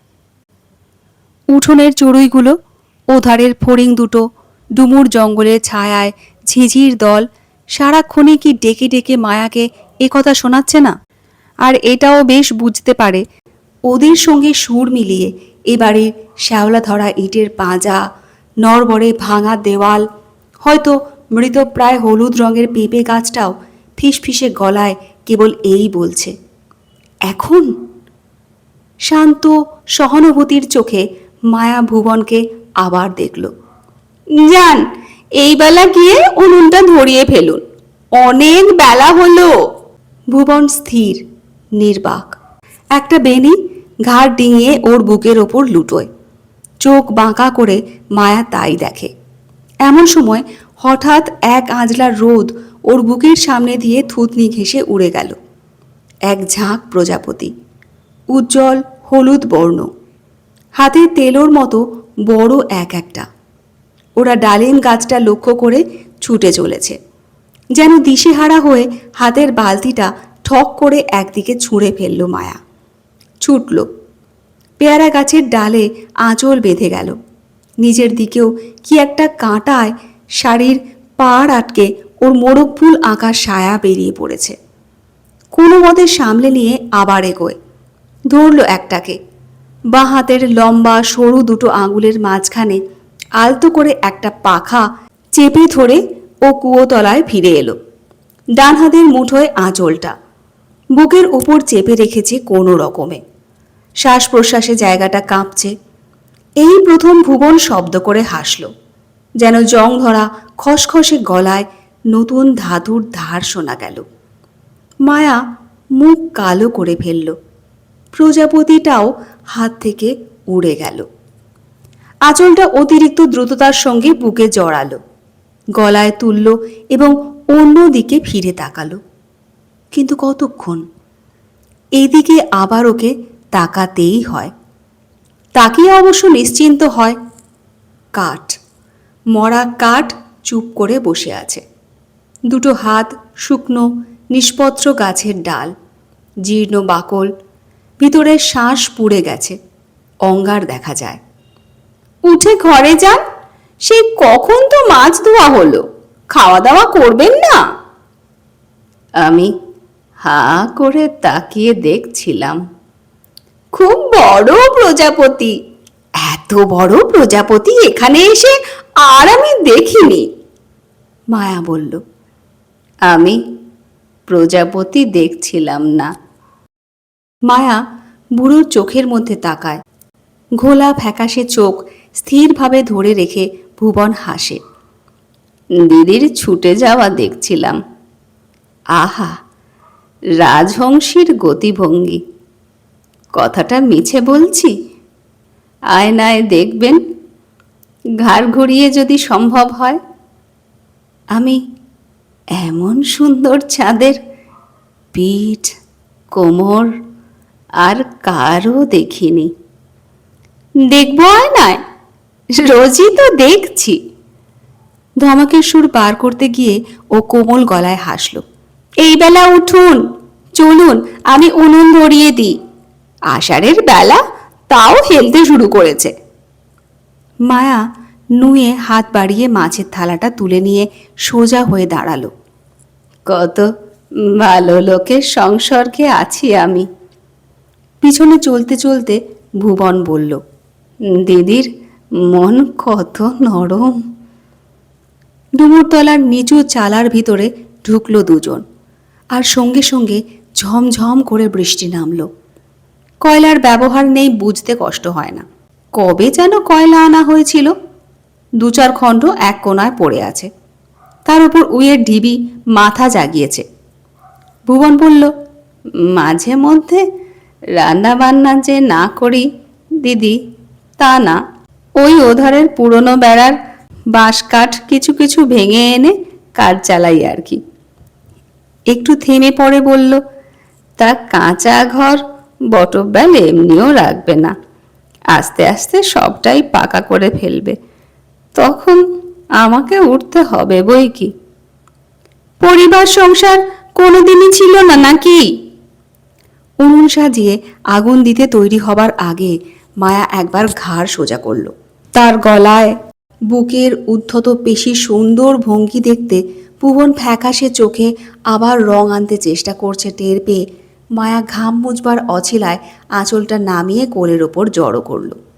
তারপর একটা পোকা বা মাকড়ের দিকে স্থির সতর্ক দৃষ্টি রেখে টিকটিকি যেমন চুপচাপ বসে থাকে, কতক্ষণ ও সেভাবে বসে রইল। কেনই বা থাকবে না? কুয়োতলায় যখন ও স্নান করে খোলা গায়ে সাবান মাখে, পাশের মুমূর্ষু মাদার গাছটা পিটপিট চোখে তাকিয়ে থেকে থেকে পরে হঠাৎ এক সময় যখন ওর সঙ্গে কথা বলে, শব্দ করে নিঃশ্বাস ফেলে, তখন কি ও অন্তত কিছুক্ষণের জন্য সতর্ক, সন্দিগ্ধ, চকিত হয়ে ওঠে না? ধারালো দৃষ্টি হেনে গাছটাকে পরীক্ষা করার পর মায়া নিশ্চিন্ত হয়। চমক ত্রাস জয় করে আবার স্বাভাবিক গলায় গানের গুনগুনি তুলে বুকে পিঠে সাবান ঘষে। এখনও তাই হলো। বাদলা দুপুরের পচা ভ্যাপসা গরম, তার ওপর ভুবনের পুরনো ছোট্ট আবর্জনায় ঠাসা ঘরের অস্বস্তিকর গুমোটে ঘেমে ও স্নান করে উঠছিল। কপালে গলায় ঘাম, গলার নিচে বুকের স্তনের পাশে পাশে মুক্তা বিন্দু হয়ে মুহুর্মুহু ঘাম জমছে, আর পর মুহূর্তে তারা ভেঙে গলে ঝরে পড়ছে। সবল সুস্থ হাতে আঁচল ঘষে ঘষে মায়া ঘাম মুছল।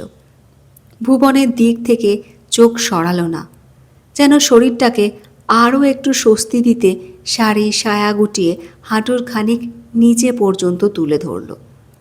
তারপর আশ্চর্য ঠান্ডা নরম গলায় প্রশ্ন করল, লঙ্কা পেঁয়াজ ঘরে আছে? পচা মাছ রসুন ছাড়া চলবে না কিন্তু। দেখি, হয়তো আছে। যেন অত্যন্ত অনিচ্ছায় নধর সুডৌল পায়ের দিক থেকে চোখ সরিয়ে ভুবন ঘরের এদিক ওদিক দেখে। রসুন থাকতে পারে, পেঁয়াজ যেন ফুরিয়ে গেছে। নিয়ে আসুন, আমি উনুন ধরিয়ে দিলাম। ভুবন লঙ্কা পেঁয়াজ খুঁজতে উঠে গেল, কিন্তু ফিরে এসে দেখল উনুন ধরেনি, কেবল গল গল করে ধোঁয়া উঠছে, আর ধোঁয়ায় ধোঁয়ায় একজোড়া চোখ ছুরির ফলার মতন চকচকে ঝকঝকে হয়ে গেছে। শুকনো পাতার খসখস শব্দ হলো। দিদির চোখের দিকে তাকাতে ভয় করে। কেন, কিসের ভয়? মায়া নরম গলায় হাসল। বাঘিনী বনের মধ্যে শিকার খুঁজছে, সেরকম দৃষ্টি, সেই চোখ। খসখসে গলায় ভুবন হাসে। মিছে বলছি না কিন্তু। মায়া কথা বলল না, আরও জোরে চেপে এলো, কিন্তু জলের ঝমঝম ছাপিয়ে বাইরে অদ্ভুত একটা ডাক শোনা গেল, যেন ঘরের পিছনে অসহ্য উল্লাসে একটা ভুতুম পাখি গলা ছেড়ে ডাকছে। আর সেই মুহূর্তে দপ করে উনুনে আগুন জ্বলে উঠল। ভুবন খুশি, কালো চোখের মধ্যে আগুনের নাচ দেখতে পেয়ে মুখটা মুখের কাছে সরিয়ে আনল। দিদির চোখ জোড়া আরো সুন্দর, আরো ভয়ানক লাগছে এখন। কিরকম? কিসের মতন শুনি? গর্বে নাসারন্ধ্র স্ফুরিত করল মায়া। যেন বাঘিনী শিকার ধরেছে। খুশির রক্তে দুচোখ লাল। খসখস করে ভুবন হাসে। মায়া কথা বলে না, কি ভাবে। তারপর আগুনের দিক থেকে চোখ সরিয়ে নিয়ে আস্তে আস্তে বলল, আপনার ঘরে আরশি আছে? ভুবন মাথা নাড়ল। ছিল, ভেঙে গেছে। তবে আর কি? যেন তাচ্ছিল্যে শীতলতা দিয়ে মায়া চোখের আগুন নিভিয়ে দিল। নিন, পেঁয়াজটা ছাড়িয়ে ফেলুন। বসে থাকলে রান্না নামবে কি? শিলনোড়া থাকলে দিন, চট করে লঙ্কা দুটো বেটে নি। হলুদ কোথায়? মরা মাছের ফ্যাকাশে চোখ তুলে ভুবন ঘরের এদিক ওদিক দেখে, তারপর অনিচ্ছা সত্ত্বে উঠে যায়। কাঠ, মরা গাছ চোখের সামনে হাঁটছে। বিদ্যুৎ শিহরণ মেরুদণ্ডার অর্ধেক পর্যন্ত এসে মিলিয়ে গেল টের পেয়ে মায়ার কান্না পায়। বাঁ হাতের কনিষ্ঠার ঠোঁটে ঠেকিয়ে চুপ করে ভাবে। অফিস থেকে প্রণব সকাল সকাল ফেরে। ফজলি আম নিয়ে এলো, 1 ডিবি পাউডার কিনে আনলো। মায়া হাসল। তা বিকেলে ও সেজেছিল ভালো। সুন্দর খোঁপায় এত বড় একটা নীল অপরাজিতা গোঁজা, সিঁদুরের ফোঁটাটা টকটক করছে সিঁথিমূলে। অপরাজিতা রঙের ব্লাউজ, ব্লাউজের সঙ্গে মিলিয়ে হালকা কমলা রং শাড়ি। ঠোঁটের রং আছে কিনা প্রণব বুঝতে পারল না। তোয়ালের কোনায় আলতা লাগিয়ে ঠোঁট ঘষা হতে পারে। প্রণব অনুমান করল তার ঘরে লিপস্টিক নেই। নাও, এইবার পাউডারটা মেখে ফেলো। পাউডার তো ফুরিয়েছিল। বাবা, অফিস থেকে তাই তাড়াতাড়ি বেরিয়েছো কি? আমার সুন্দর মুখের কথা ভেবে? বিকেলে কতক্ষণে পাউডার মেখে সাজবো বলে? তো তুমি কি মনে করো? তোমার কি মনে হয় না সারাক্ষণই আমি একটি মুখের কথা ভাবি? অফিসে যেতে, অফিসে বসে, অফিস থেকে বেরিয়ে। বাড়াবাড়ি। তুমি যে আমার কথা মনে করো না তা আমি কখনো মনে করি না, বরং দুঃখ একটু বেশি মনে রাখো বলে। একটু কম করে যদি রাখতে আমি সুখী হতাম, আমার জীবন সুখের হতো। মায়া একসঙ্গে অনেকগুলো কথা বলল। আর ঘাঁটানো ঠিক হবে না ভেবে প্রণব চুপ করে গেল। কাপড় চোপড় ছেড়ে হাত মুখ ধোয়, পাউডার ও আম সরিয়ে রেখে মায়া চা করতে বসে। ফুরফুরে একটা হাওয়া বইছিল। বাদলা দুপুরের পর রোদ লাগা বিকেল বড় চমৎকার। ভালোই ভালোই চা খাওয়াটিও হলো একসঙ্গে বসে। মুখোমুখি হয়ে বসে গল্প করল দুজন। একটা হলদে প্রজাপতি দুজনের মুখের সামনে ওড়াওড়ি করল। সেই দুপুরের ডালিম ডালে বসা প্রজাপতি দেখে তখনকার ছবিটা মনে হতে মায়া চুপ করে রইল। কত বড় পতঙ্গ! একবার ইচ্ছা করছিল তার প্রণবকে বলে, সুন্দর আরো কত জিনিস পৃথিবীতে ছড়িয়ে আছে, একবার চোখ মেলে দেখো। কিন্তু একটা জরুরি কথা এসে যাওয়াতে মায়ার আর তা বলা হলো না। ইচ্ছে করেই চুপ করে রইল। তারপর অবশ্য ও কাজের কথায় মুখ খুলল। তা তোমার যখন বন্ধু তখন ওটা করে ফেলো না, একটু কমিয়ে টমিয়ে দেবে খরচ। এ বয়সে প্রিমিয়াম চালাবার সাহস যদি না পাও তবে আর কবে পাবে? আর হবে কি? প্রণব চুপ করে মায়ের মুখ দেখে, কথা শোনে। আমি তোমায় এটুকুন বলতে পারি, 3,000 টাকার ইনসিওর করেও এই আয়ে আমরা সুন্দর চালিয়ে যেতে পারবো। দুটি তো মুখ, তুমি আর আমি, কিচ্ছু কষ্ট হবে না প্রিমিয়াম চালাতে। মায়া চুপ করল। প্রণব স্ত্রীর মুখের দিকে তাকিয়ে একটা নিঃশ্বাস ফেলল। মায়া মুখ ফিরিয়ে অন্যদিকে তাকায়। মনের ভাব বুঝতে পেরেছে আশঙ্কা করে প্রণব চুপ করে রইল। খরচ চালাতে পারবে কি পারবে না, ভবিষ্যতে এই সংসারে 3টি মুখ হবে কি চিরকাল তারা এমনি দুজন থাকবে, পলিসির চাঁদা চালাতে অসুবিধাটা কি ইত্যাদি আলোচনা আপাতত চাপা দিতে প্রণব হঠাৎ শব্দ করে হাসল। চমকে উঠল মায়া। খুব খুশি দেখছি। একটা মজার গল্প তোমাকে বলা হয়নি, আজ শুনলাম। প্রণব ঝুঁকে গলাটা বাড়িয়ে দেয়। কিন্তু গল্প শুনতে স্ত্রীর খুব আগ্রহ নেই। চোখের রং দেখে সে টের পেয়ে আবার গম্ভীর হয়, সোজা হয়ে বসে। ও ঠিক, উনুনে আঁচ দিতে হবে। হাই তুলে মায়া বাইরে উঠোনে গাছের মাথায় সোনার পাতের মতন রোদের শেষ ঝিকিমিকি দেখে। প্রজাপতিটা উড়ে বেরিয়ে গেছে। কোন দিকে গেছে মায়ার চোখে পড়ছিল না। দিন ফুরিয়ে যাচ্ছে বুঝতে পেরে একজোড়া বুলবুলি প্রাণপণে যত পারছিল টুকরে টুকরে নিমফল খেয়ে নিচ্ছিল। পাখার ঝাপটায় পাতায় জমে থাকা বৃষ্টির জল ফোঁটা ফোঁটা হয়ে নিচে ঝরছিল। ডুমুর জঙ্গলের দিকে চোখ গেল মায়ার। এই বাড়িতে ওখান থেকে অন্ধকার নামে। সন্ধ্যা শুরু হয়। এর মধ্যেই দুটো জোনাকি এসে জুটেছে ওধারে। একটা ছোট্ট নিঃশ্বাস ফেলল মায়া। গল্পটা শুনবে? ভয়ে ভয়ে প্রণব প্রশ্ন করল। কার গল্প? কিসের গল্প? মায়া ঘাড় ফেরালো না। অফিসে সুকুমার আমাকে বলল সুকুমার ভঞ্জ। মায়া নীরব। সুকুমারদের পাড়ায় ঘটনাটা ঘটেছে।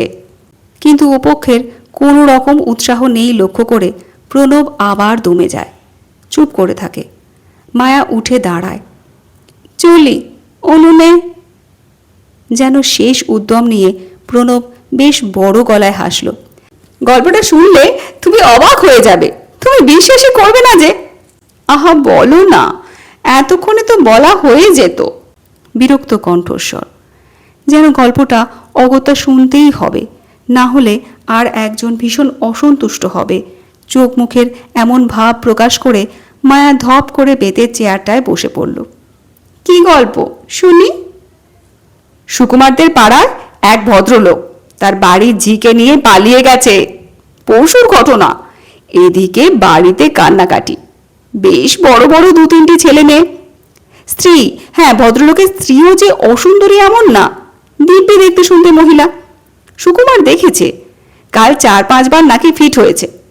মহিলার দাদা এজি অফিসের বড় চাকুরে। খবর শুনে ছুটে এসে কাল তিনি থানায় খবরও দিয়েছেন। কিন্তু তাতে কি আর শব্দ করে প্রণব হাসল। সুকুমারদের পাড়ায় সে এক বিশ্রী হইচই। কিন্তু স্ত্রীর ভুরু দেখতে দেখতে প্রণবের হাসি মিলিয়ে গেল। বড় তাড়াতাড়ি সে গম্ভীর হয়ে যায়। মনে হচ্ছিল সে নির্লজ্জের মতো হেসেছে। কি রুচি তোমার, কি বিশ্রী স্বভাব। মায়া চেয়ার ছেড়ে উঠল। এই গল্প শোনাতে তুমি পাগল হয়ে ছুটে এসেছো ঘরে? একবার থামল, উঠোনের ঘাসের দিকে তাকিয়ে কি ভাবল একটুক্ষণ। তারপর প্রণবের মুখোমুখি হয়ে দাঁড়ালো মায়া। তুমি কি জানো না যে এইসব গল্প আমি কোনো দিনই ভালোবাসি না? তোমায় কি আমি একদিন বলিনি যে এইসব কুৎসিত ঘটনা ইচ্ছে হয় তুমি গিয়ে আর কাউকে শোনাবে, আর কাউকে যতক্ষণ খুশি বসে থেকে রসিয়ে ফেনিয়ে বলে শেষ করে তবে ঘরে ফিরবে, আমাকে না। আমার কাছে এসব। রাগে মায়া কাঁপছিল। ছি ছি, কোন ভদ্রলোক বাড়ির ঝির সঙ্গে পালালো, কোন লোক অফিসের টাইপিস্ট মেয়ে দেখে ভুলেছে, কোন ছেলে বাসে দেখা মেয়ের কাছে প্রেমপত্র লিখলো। এসব ছাড়া কি পৃথিবীতে আর গল্প নেই, ঘটনা ঘটে না? আমি অন্য রুচির মানুষ। আমি কখনো এসব কুৎসিত বাজে ছাইভস্য কথাবার্তা ভালোবাসি না, শুনি না।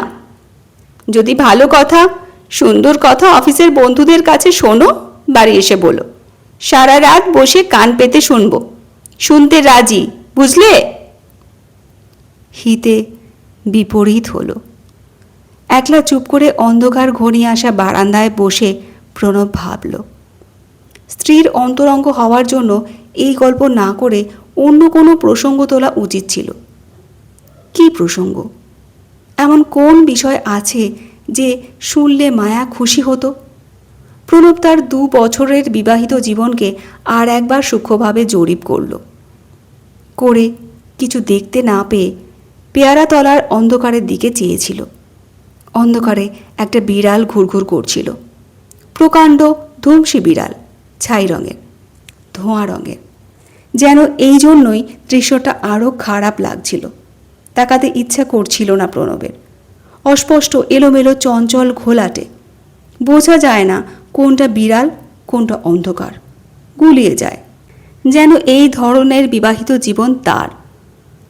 পুরুষের কাছে নারী এর চেয়ে স্পষ্ট পরিচ্ছন্ন হয়ে ধরা দেয় না, দেবে না। এক খাবলা অন্ধকার হঠাৎ নড়ে চড়ে সক্রিয় হয়ে ওঠে, তারপর আবার চলন্ত ধূর্ত শিকারী মুখের গরম রক্ত মুছে চোখের নিমেষে জমে অন্ধকার হয়ে যায়। পেয়ারাতলার চাপ চাপ অন্ধকারের কিছুটা নিরবয়ব, নির্বোধ অস্তিত্বকে রেণু রেণু করে রহস্যের অতল অন্ধকারে মিশিয়ে দিতে, নিঃশ্বাস ফেলার শব্দটি না করে সংসারের 7 কাজে নিজেকে ঢেলে দিতে মায়ার জুড়ি আর কেউ আছে কিনা চিন্তা করে প্রণব যেমন ক্রুদ্ধ হলো, তেমনি হতাশ হলো। হতাশই বেশি হলো, যা স্বাভাবিক। সুখী না, বিয়ে করে এই জীবনে কেউ সুখী না। বন্ধুরাও বলে বটে। কেন সুখী না, কি দিয়ে সুখী না, তার চুলচেরা হিসেব অবশ্য আজ পর্যন্ত কেউ দেয়নি। প্রণব তার নিজের সম্পর্কে একটা প্রামাণ্য হিসেব কারো কাছে তুলে ধরতে পেরেছে কি? পারল না। পারে না বলেই বুকের মধ্যে এক টুকরো কান্না নিয়ে মাটির অন্ধকার থেকে চোখ তুলে আকাশের দিকে তাকায়। একটি মোটে তারা সেখানে, কিন্তু তাহলেও ঘোলাটে অন্ধকারের চেয়ে সূচের আগার মতন সূক্ষ্ম উজ্জ্বল এক বিন্দু আলোর মধ্যে অনেক বেশি শান্তি, অনেক আশা লুকিয়ে থাকে। রাত বাড়লে আলোর ফুটকি বাড়ে, আশার ইশারা আকাশে অনেক দূর ছড়িয়ে পড়ে। কোন এক বন্ধু তাকে পরামর্শ দিয়েছিল, স্ত্রীর সঙ্গে খিটিমিটি বাঁধলে, কথায় কাজে না বললে চুপচাপ বসে রাত্রির অপেক্ষা করবে, আর এক মুঠ অন্ধকার তোমার চারপাশে নামুক, আরও কিছু তারা মাথার ওপর ঝিকিমিকি করুক, তারপর। তাই চুপচাপ একলা অন্ধকারে মশার কামড় সহ্য করে বসে থেকে প্রণব গাঢ় গূঢ় রাত্রির অপেক্ষা করে। এটা প্রায় অভ্যাসে দাঁড়িয়ে গেছে তার। মায়া? প্রণবের মতো বাজে ভাবনা চিন্তা তার কোনো দিনই নেই, আজও করল না। বরং ততক্ষণ ক্ষিপ্র সুন্দর হাতে ও নতুন করে ঘর ঝাড় দিল, বিছানা পাতল, আলো জ্বালল, আরও যা কিছু শোবার ঘরে টুকিটাকি কাজ শেষ করে শেষবারের মতন দেয়ালের আয়নায় মুখখানা একবার দেখে নিয়ে আস্তে আস্তে রান্নাঘরের দিকে চলল। শোবার ঘরের পিছনে ছোট চালা, কিন্তু সেখানে পা দিয়ে তখনই তার আলো জ্বালতে ইচ্ছা হলো না। অন্ধকার চালা নিচে দাঁড়িয়ে মাঝে মাঝে ও বাইরের দৃশ্যটা দেখে। কাদের বাড়ির একটা লিচু চারা, একটা নারকেল গাছ ওধারে, তারপর আকাশ, আকাশের কিনারে সাদা এক পোঁচ আলোর ইশারা জেগেছে। তার অর্থ চাঁদ উঠছে, এখনই উঠবে। একটা অদ্ভুত সময়, বৃষ্টির ভিজে হাওয়া মায়ার চোখে মুখে লাগলো। আর ঠিক তখন ও শুনতে পেল কোন দিকে গাছের পাতার আড়ালে একটা পাখি যেন ঠোঁট ঘষছে। হয়তো পাখির ঠোঁট ঘষে দিচ্ছে। দৃশ্যটা কল্পনা করে মায়ার রোমাঞ্চ হলো। ইচ্ছে করে ও খোঁপাটা খুলে ফেলল।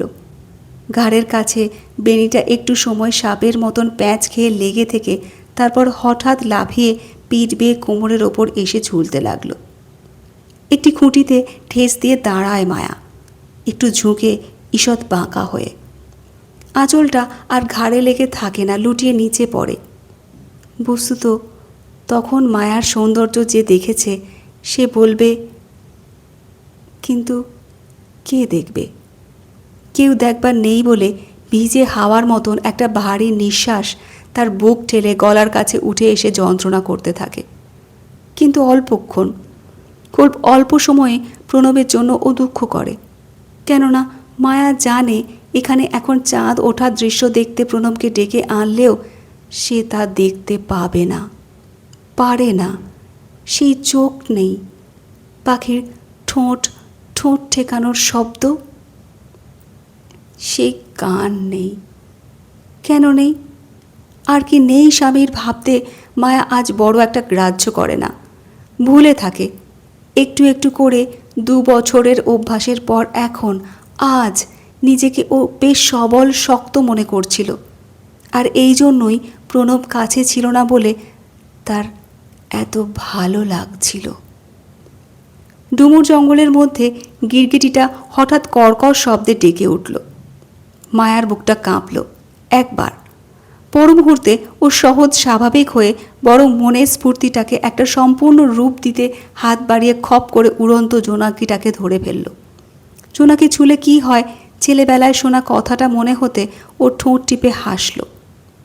এখন যথেষ্ট বড় হয়েছে, রাত্রে বিছানায় সেটি করার ভয় অবশ্য নেই ভেবে মায়া নিচের ঠোঁটটা ঈষৎ বিস্ফারিত করে যেন প্রায় শব্দ করে আর একবার হাসল। তারপর পোকাটাকে দেখতে লাগলো। হাতের মুঠ খুলে আবার বন্ধ করলো ও, আবার খুলল। খুঁটিতে আর ঠেস দিয়ে দাঁড়িয়ে না থেকে পা ছড়িয়ে বসল। ইট দিয়ে এক চিলতে বাঁধানো জায়গা, পা ঝুলিয়ে বসলে নিচের ঘাসে পায়ের গোড়ালি ঠেকে। মায়ার এটা ভালো লাগে। সাপের আস্তানা হবে ভয় দেখিয়ে প্রণব সব ঘাস কেটে ছেঁটে জায়গাটা পরিষ্কার করে ফেলতে চেয়েছিল। মায়া দেয়নি। সাফ করতে হয়, সাপের ভয় থাকে, সামনের দিকের উঠোন পরিষ্কার করো, এটা নয়। রান্নাঘরের পিছনের এই ছোট্ট ঘাস লতা আগাছার জঙ্গল সম্পূর্ণরূপে মায়ার, তার নিজস্ব জগৎ। এখানে আর কারোর হাত লাগানো কি হাত বাড়ানো ও বরদাস্ত করে না। বলতে কি, ঘাসের মাথায় পা ঠেকলে পায়ের তলা যখন খসখস করে মায়ার খুব ভালো লাগে। চোখ বুজে ও এই খসখসটা অনুভব করে, যেন হালকা পাতলা মেয়েলি পা পেয়ে ঘাসের শীষগুলো ইচ্ছা মতন সুরসুরি দিতে থাকে। না, প্রণব একদিন ছোট্ট একটা পালক সম্ভবত পায়ের আর দিয়ে তার পায়ের তলায় সুরসুরি দিয়েছিল বেশ কিছুদিন আগে, কিন্তু মায়ার তা ভালো লাগেনি, বরং তার রাগ পেয়েছিল। মুখে বলেনি যদিও কিছু, কিন্তু চোখ মুখের ও এমন ভাব করেছিল যে তারপর আর একদিনও প্রণব এ ধরনের রসিকতা করতে সাহস পায়নি। কেন ভালো লাগেনি, কেন খারাপ লাগলো তা নিয়ে মায়া মাথা ঘামায় না, শুধু ঘটনাটা তার মনে আছে। এখানে এখন ঘাসের শীষে পা ঠেকিয়ে সেদিনের কথা ভেবে ও হাসল। বস্তুত প্রণবের অধিকাংশ কাজই কেন ভালো লাগে না একদিন ঠান্ডা মেজাজে বসে ভেবে দেখবে মায়া ঠিক করে রেখেছিল। কিন্তু বসা আর হয় না, যেন সময়ই পাচ্ছে না ও। বস্তুত যে জিনিসটা ভাবতে গেলে মন প্রফুল্ল না হয়ে বিষণ্ণ অবসাদগ্রস্ত হয়, তাকে নিয়ে বসতে, তার জন্য কিছুক্ষণ সময় নষ্ট করতে যেন প্রকৃতিই তাকে দিচ্ছে না। প্রণবকে নিয়ে ও যে কি মুশকিলে পড়েছে, তা যদি ঈশ্বর জানত। চমকে উঠল মায়া। হাতের মুঠ আলগা করে আলোর পোকাটাকে দেখতে না পেয়ে ও অবাক হলো, হতাশ হলো। একটু ভাবতে গেছে, আর তখনই এমন সুন্দর জিনিসটা হারিয়ে ফেলল। এদিক ওদিক তাকালো ও, হাতের পিঠ দেখল, পা, পায়ের নিচের ঘাস কোথাও নেই। তাছাড়া উড়ে যেতেও তো পারে না। যাই ভাবুক, যতক্ষণই ভাবুক, মায়া চোখ বুজেছিল না। উড়ে যাবার সময় পোকাটাকে ও দেখতে পেত না, আছে এমন একটা জায়গা বেছে নিয়ে দুষ্টু এসে বসবে মায়ার স্বপ্নের বাইরে। কখন এলো? চোখ ফেরাতে পারছিল না মায়া। ভিজে হাওয়ার স্পর্শ পেতে এখানে এসেই ও ব্লাউজের বোতাম খুলে দিয়েছিল। প্রণব না থাকলে খালি গা হয়েই বসত। গায়ে জামা না রাখা প্রণব পছন্দ করে না, দিনের বেলা এমনকি রাত্রেও। দরজায় খিল না দেওয়া পর্যন্ত, আলো নিভিয়ে বিছানায় না ঢোকা পর্যন্ত মায়া বুক পিঠ ঢেকে রাখবে। হ্যাঁ, দাবি ছাড়া একে আর কি আখ্যা দেবে মায়া? স্বামীর দাবি? ভাবতে মায়ার বিশ্রী হাসি পায়। করুণা করে ও লোকটাকে মনে মনে। যাক সেসব। এখন ও স্বপ্নাচ্ছন্নের মতো নিজের বুকের দিকে চেয়ে রইল। সরু ঢালু জায়গাটুকুতে একটা সবুজ মুক্তা হয়ে স্থির হয়ে বসে আছে জোনাকিটা। মুক্তার গা থেকে ঠিকরে পড়া হালকা সবুজ আলোয় তার বুক এখন সত্যিকারের কাঁচা ফলের মতন দেখাচ্ছে। বিদ্যুৎ শিহরণ খেলা করে গেল মেরুদাঁড়ায়। মায়া অনুভব করল নিজের বুক দেখে এত বেশি মুগ্ধ, অভিভূত ও আর কোনো দিন হয়নি, আর একদিনও না। ও কি উড়ে যাচ্ছে? উড়ে গেল? হাঁ করে চেয়ে রইল মায়া। হাত উঠল না। হাত বাড়িয়ে আবার ওটাকে ধরবার তিলমাত্র চেষ্টাও করল না ও।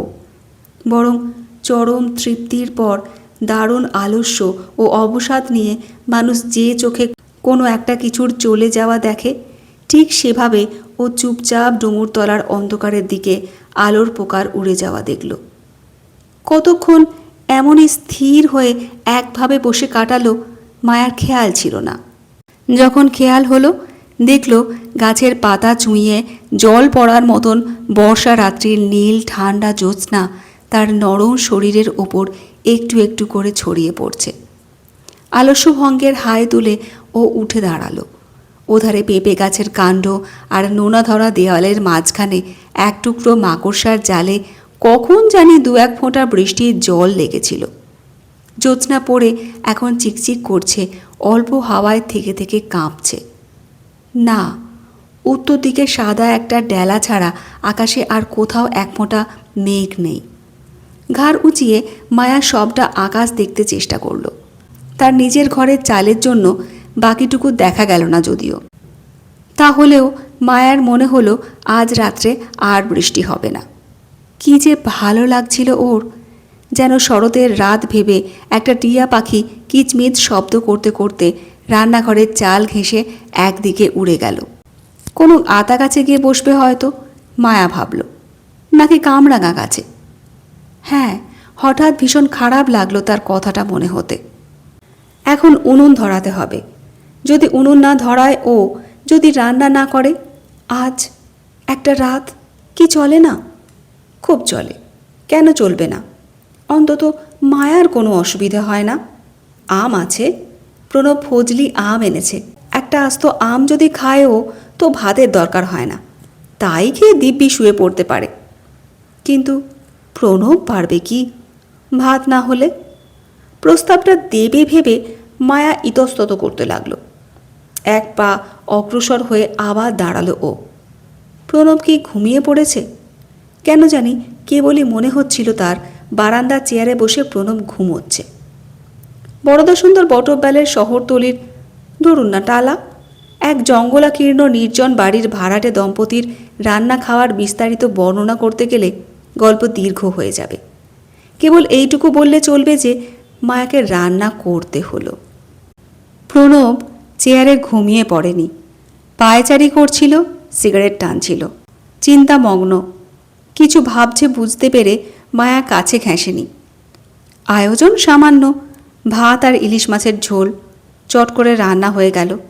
দুজনে খেতে বসে কথা হলো না, যেন দুজনেই ভাবছিল এখন কেউ কাউকে ঘাঁটাবে না। ভালোয় ভালোয় খাওয়া দাওয়াটা শেষ হোক। খাওয়া সেরে লবঙ্গ মুখে দিয়ে প্রণব পিঠটা এলিয়ে দিয়ে বিছানায় বসল। এঁটো বাসন জড়ো করে রেখে হাত ধুয়ে মুখ মুছে মায়া ঘরে এলো। প্রণব হাত বাড়িয়ে হ্যারিকেনের আলো চড়িয়ে দিল। মায়া চিরুনি হাতে আয়নার সামনে দাঁড়ায়। শোবার আগে চুল আঁচড়ানো তার চিরদিনের অভ্যাস। মায়া পান খেয়েছে, ইলিশ মাছ খেয়ে মুখে আষ্টে গন্ধ লাগছে বলে পান খেয়েছে। এমনি অভ্যাস নেই, প্রণব পান খায় না। কাকে দিয়ে মায়া পানের খিলিটা কিনিয়ে এনেছে প্রণব জিজ্ঞেস করল না। কেবল লাল টুকটুকে একজোড়া ঠোঁটের দিকে সে চেয়ে রইল। ব্লাউজটা খুলে ফেলো না হয়, খুব ঘামছো। মায়া শব্দ করল না বা প্রণবের দিকে তাকালো না।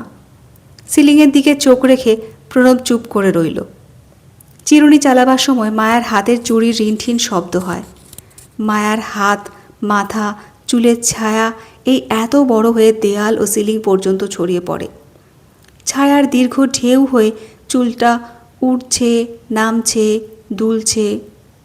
আর সেই ঢেউয়ের বুকে চিরুনির ছায়াটা একটা ছোট্ট নৌকো হয়ে নিচে নিচে চলেছে। কিছুক্ষণ এক দৃষ্টে তাকিয়ে থেকে প্রণব দৃশ্যটা দেখল। একটা পোকা ঘরে ঢুকেই আলোর কাছে ছুটে এসে হ্যারিকেনের চিমনির গায়ে ঠোক্কর খেয়ে নিচে ছিটকে পড়ল। মেঝের আবছা অন্ধকারে পোকাটাকে আর দেখা গেল না। আলো নিভিয়ে দেব?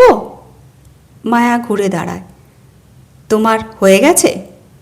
উৎসাহের চোখে প্রণব স্ত্রীর মুখ দেখল ও পিঠ টান করে সোজা হয়ে বসল। হওয়া আর কি। তেমন ভালো করে কথার উত্তর দিল না মায়া। চিরুনি রেখে দিয়ে চুলে প্যাঁচ তুলে কোনো রকমে একটা এলো খোঁপা করে রাখল। আলো নিভিয়ে দিই? মায়া আবার বলল। যা ঘামছো জামাটা খুলেই ফেলো। প্রণব ঈষৎ ঝুঁকে বসল। মায়া আলোটা দেখতে লাগল। প্রণব ইচ্ছা করে সামান্য হাসল। মায়া নীরব। হামাগুড়ি দিয়ে প্রণব বিছানার লাগোয়া জানলার পাল্লাটা বন্ধ করে দিয়ে ঘুরে বসল। মায়া মুখ তুলছিল না। ভুরু পর্যন্ত হ্যারিকেনের আলো লেগেছিল ওর। কপালটা অন্ধকার ছিল বলে অসংখ্য কুঞ্চন প্রণব দেখতে পেল না। তাই সাহস করে গলাটা একটু ভিজিয়ে মোলায়েম সুরে বলল, না না, আমি তো বলছি, তোমাকে অনুমতি দিচ্ছি। আর আমি আমার স্ত্রীকে দেখছি, অন্য কাউকে না। স্বামীর চোখের দিকে তাকিয়ে মায়া ক্ষীণ হাসল। হাসির মধ্যেও দুটো চোখ জ্বলছিল। প্রণব ঢোক গিলল।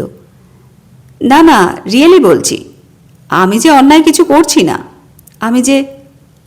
আমি হচ্ছে তোমার মতন বাইরের এত লোকের এত সব কীর্তি কত বেশি অপছন্দ করি, এটা তোমার কাছে প্রমাণ দিতে তোমাকেই দেখতে চাই।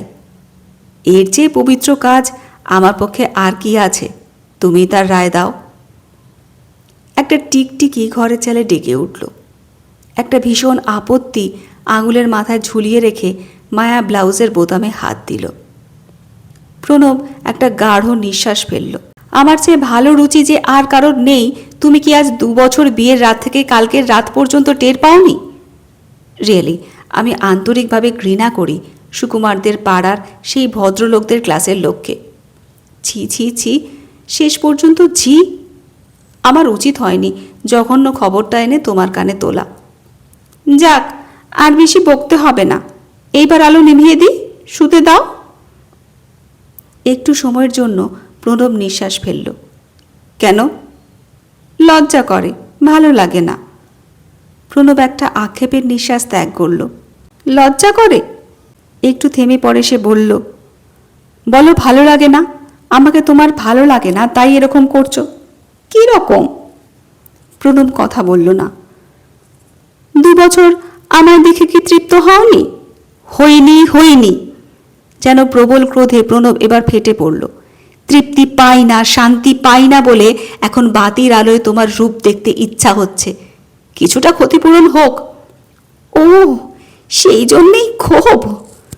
মায়া আঁচলটা তুলে বুকের ওপর জড়ো করল, একটু পায়চারি করল, দেয়ালের কাছে সরে গিয়ে আয়নার সামনে একবার দাঁড়ালো, তারপর আস্তে আস্তে প্রণবের সামনে ফিরে এলো। সেই চিন্তা, সেই ধ্যান তোমার, এই জন্যেই ঘরে আলো রেখে নিজেকে আমি দেখাতে চাই না। মায়া খুব আস্তে বলল না, তাতে অবশ্য ক্ষতি হলো না। বেশ কিছুক্ষণ আগেই সুন্দর ফুটফুটে জ্যোৎস্নার আকাশ মেঘে মেঘে কালো অন্ধকার হয়ে উঠেছিল। এখন ঝমঝম করে বর্ষণ শুরু হলো, যেন হুতুম পাখিটা অসময়ে দুবার ডেকে উঠল।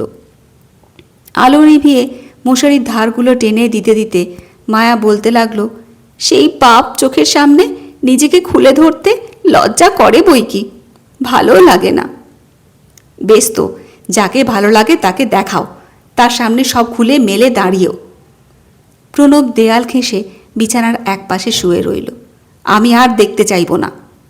কে দেখছে, কাকে দেখাচ্ছি, যদি জানতে তো তোমার মন একটু উন্নত হতো। রোজ রাত্রে আমার জন্যে তুমি এমন হ্যাংলামো করতে না। তাহলে কেউ দেখছে? শ্লেষের সুর বার করল প্রণব। তাহলে বলো, এমন কেউ আছে যাকে সব দেখিয়ে সব দিয়ে তৃপ্তি পাও, আমাকে না? হ্যাঁ, আমার রূপ আমি আকাশকে দেখাই। বাতাস এসে আমার গায়ে গন্ধ শোকে। গাছ, গাছের পাতা, শালিক, বুলবুলিরা আমার যৌবন দেখে। কোনো মানুষ না, পুরুষকে দেখাই না। তোমাকে দেখে দেখে পুরুষ জাতটার ওপর ঘেন্না ধরে গেছে, অন্তত আমার। কখন দেখাও? যেন একটু হাসতেই চেষ্টা করলো প্রণব। আকাশের নিচে কোথায় বসে সব খুলে দাও, আমাকে বলতে পারো? ভদ্রভাবে কথা বলতে শেখো। মায়া শুয়েছিল, রাগ করে উঠে বসল। নিশ্চয়ই আমাকে একসময় স্নান করতে হয়, কাপড় বদলাতে হয়, হিতর অভদ্র কোথাকার। কিছুক্ষণ আর কথা শোনা গেল না প্রণবের। যখন শোনা গেল মনে হলো ঘুমে কথাগুলো গাঢ় ভারী হয়ে গেছে। অভিমানেও হতে পারে, মায়া ভাবল। তাই তো বলি, তোমার মতিগতি বোঝা ভার। তাই তো বন্ধুরা বলে নারী চরিত্র। আর এদিকে সারাক্ষণ আমি ভেবে ভেবে মরি। পাউডার ফুরোতে পাউডার নিয়ে এলাম, ফজলি আমের চালান এসেছে, 1 টাকার আম কিনে আনলাম।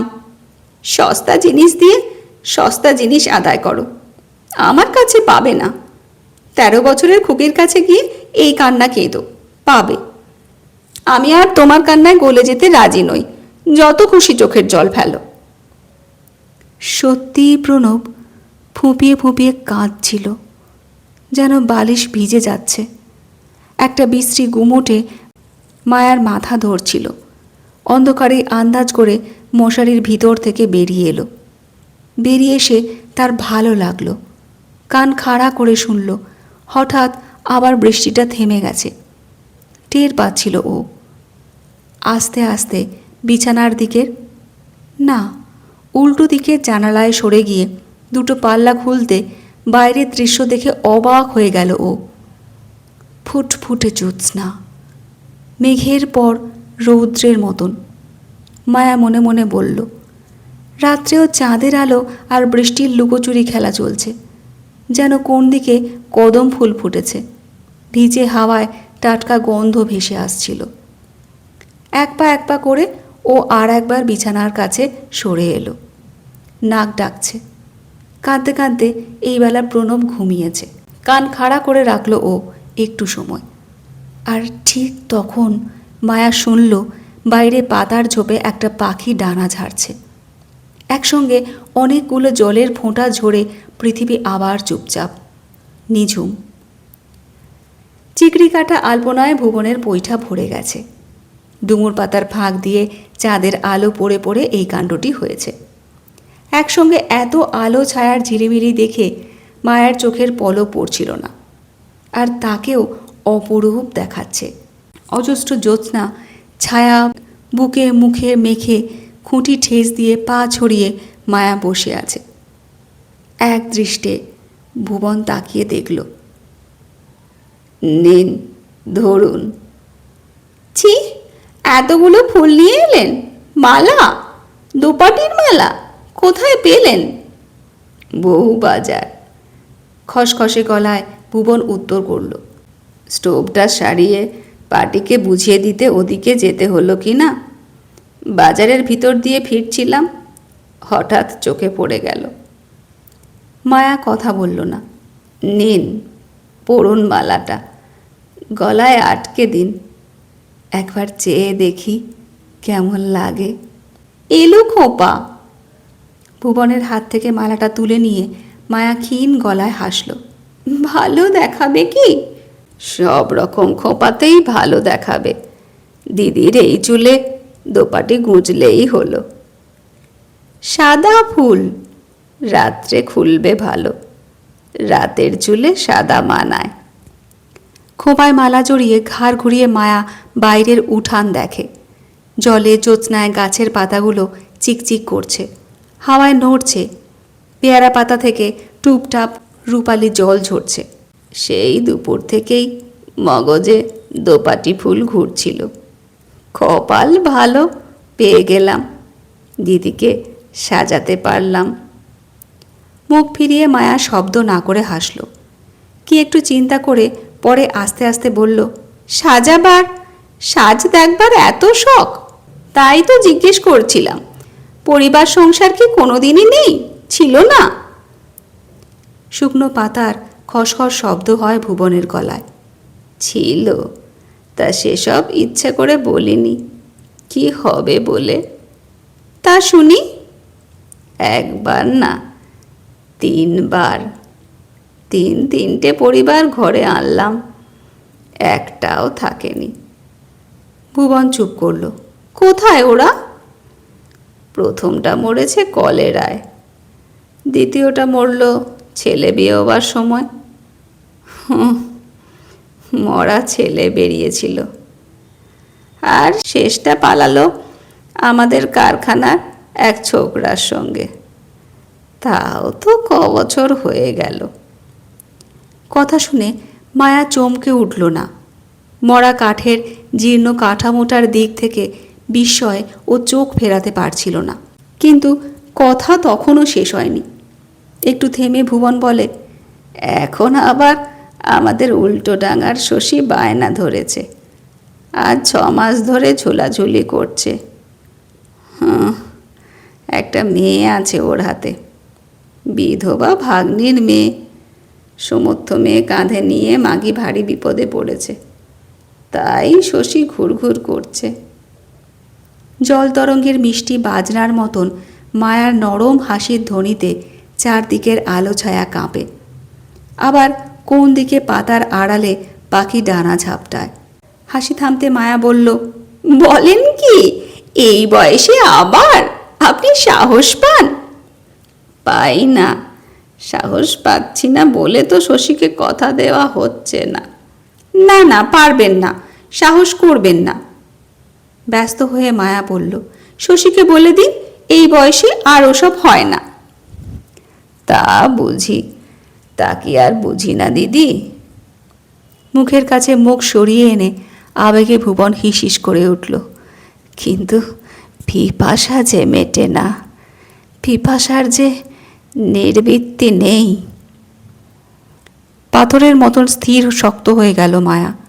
এক মুহূর্ত, তারপর অনায়াস সহজ ভঙ্গিতে মরা গাছের জীর্ণ ডালের বেড থেকে নিজেকে মুক্ত করল, করে সোজা হয়ে বসল। ফ্যাকাশে খোলা চোখে কতটা রক্তের জোয়ার এসেছিল আবছা অন্ধকারে বুঝতে না পেরে কেমন একটু অসহায় বোধ করল ও। তাহলেও সেই ভাবটা কাটাতে ও দেরি হয় না। আস্তে আস্তে বলল, শশীকে বারণ করে দিন, বুঝলেন? শশীকে বলে দিন যে এ বয়সে আর।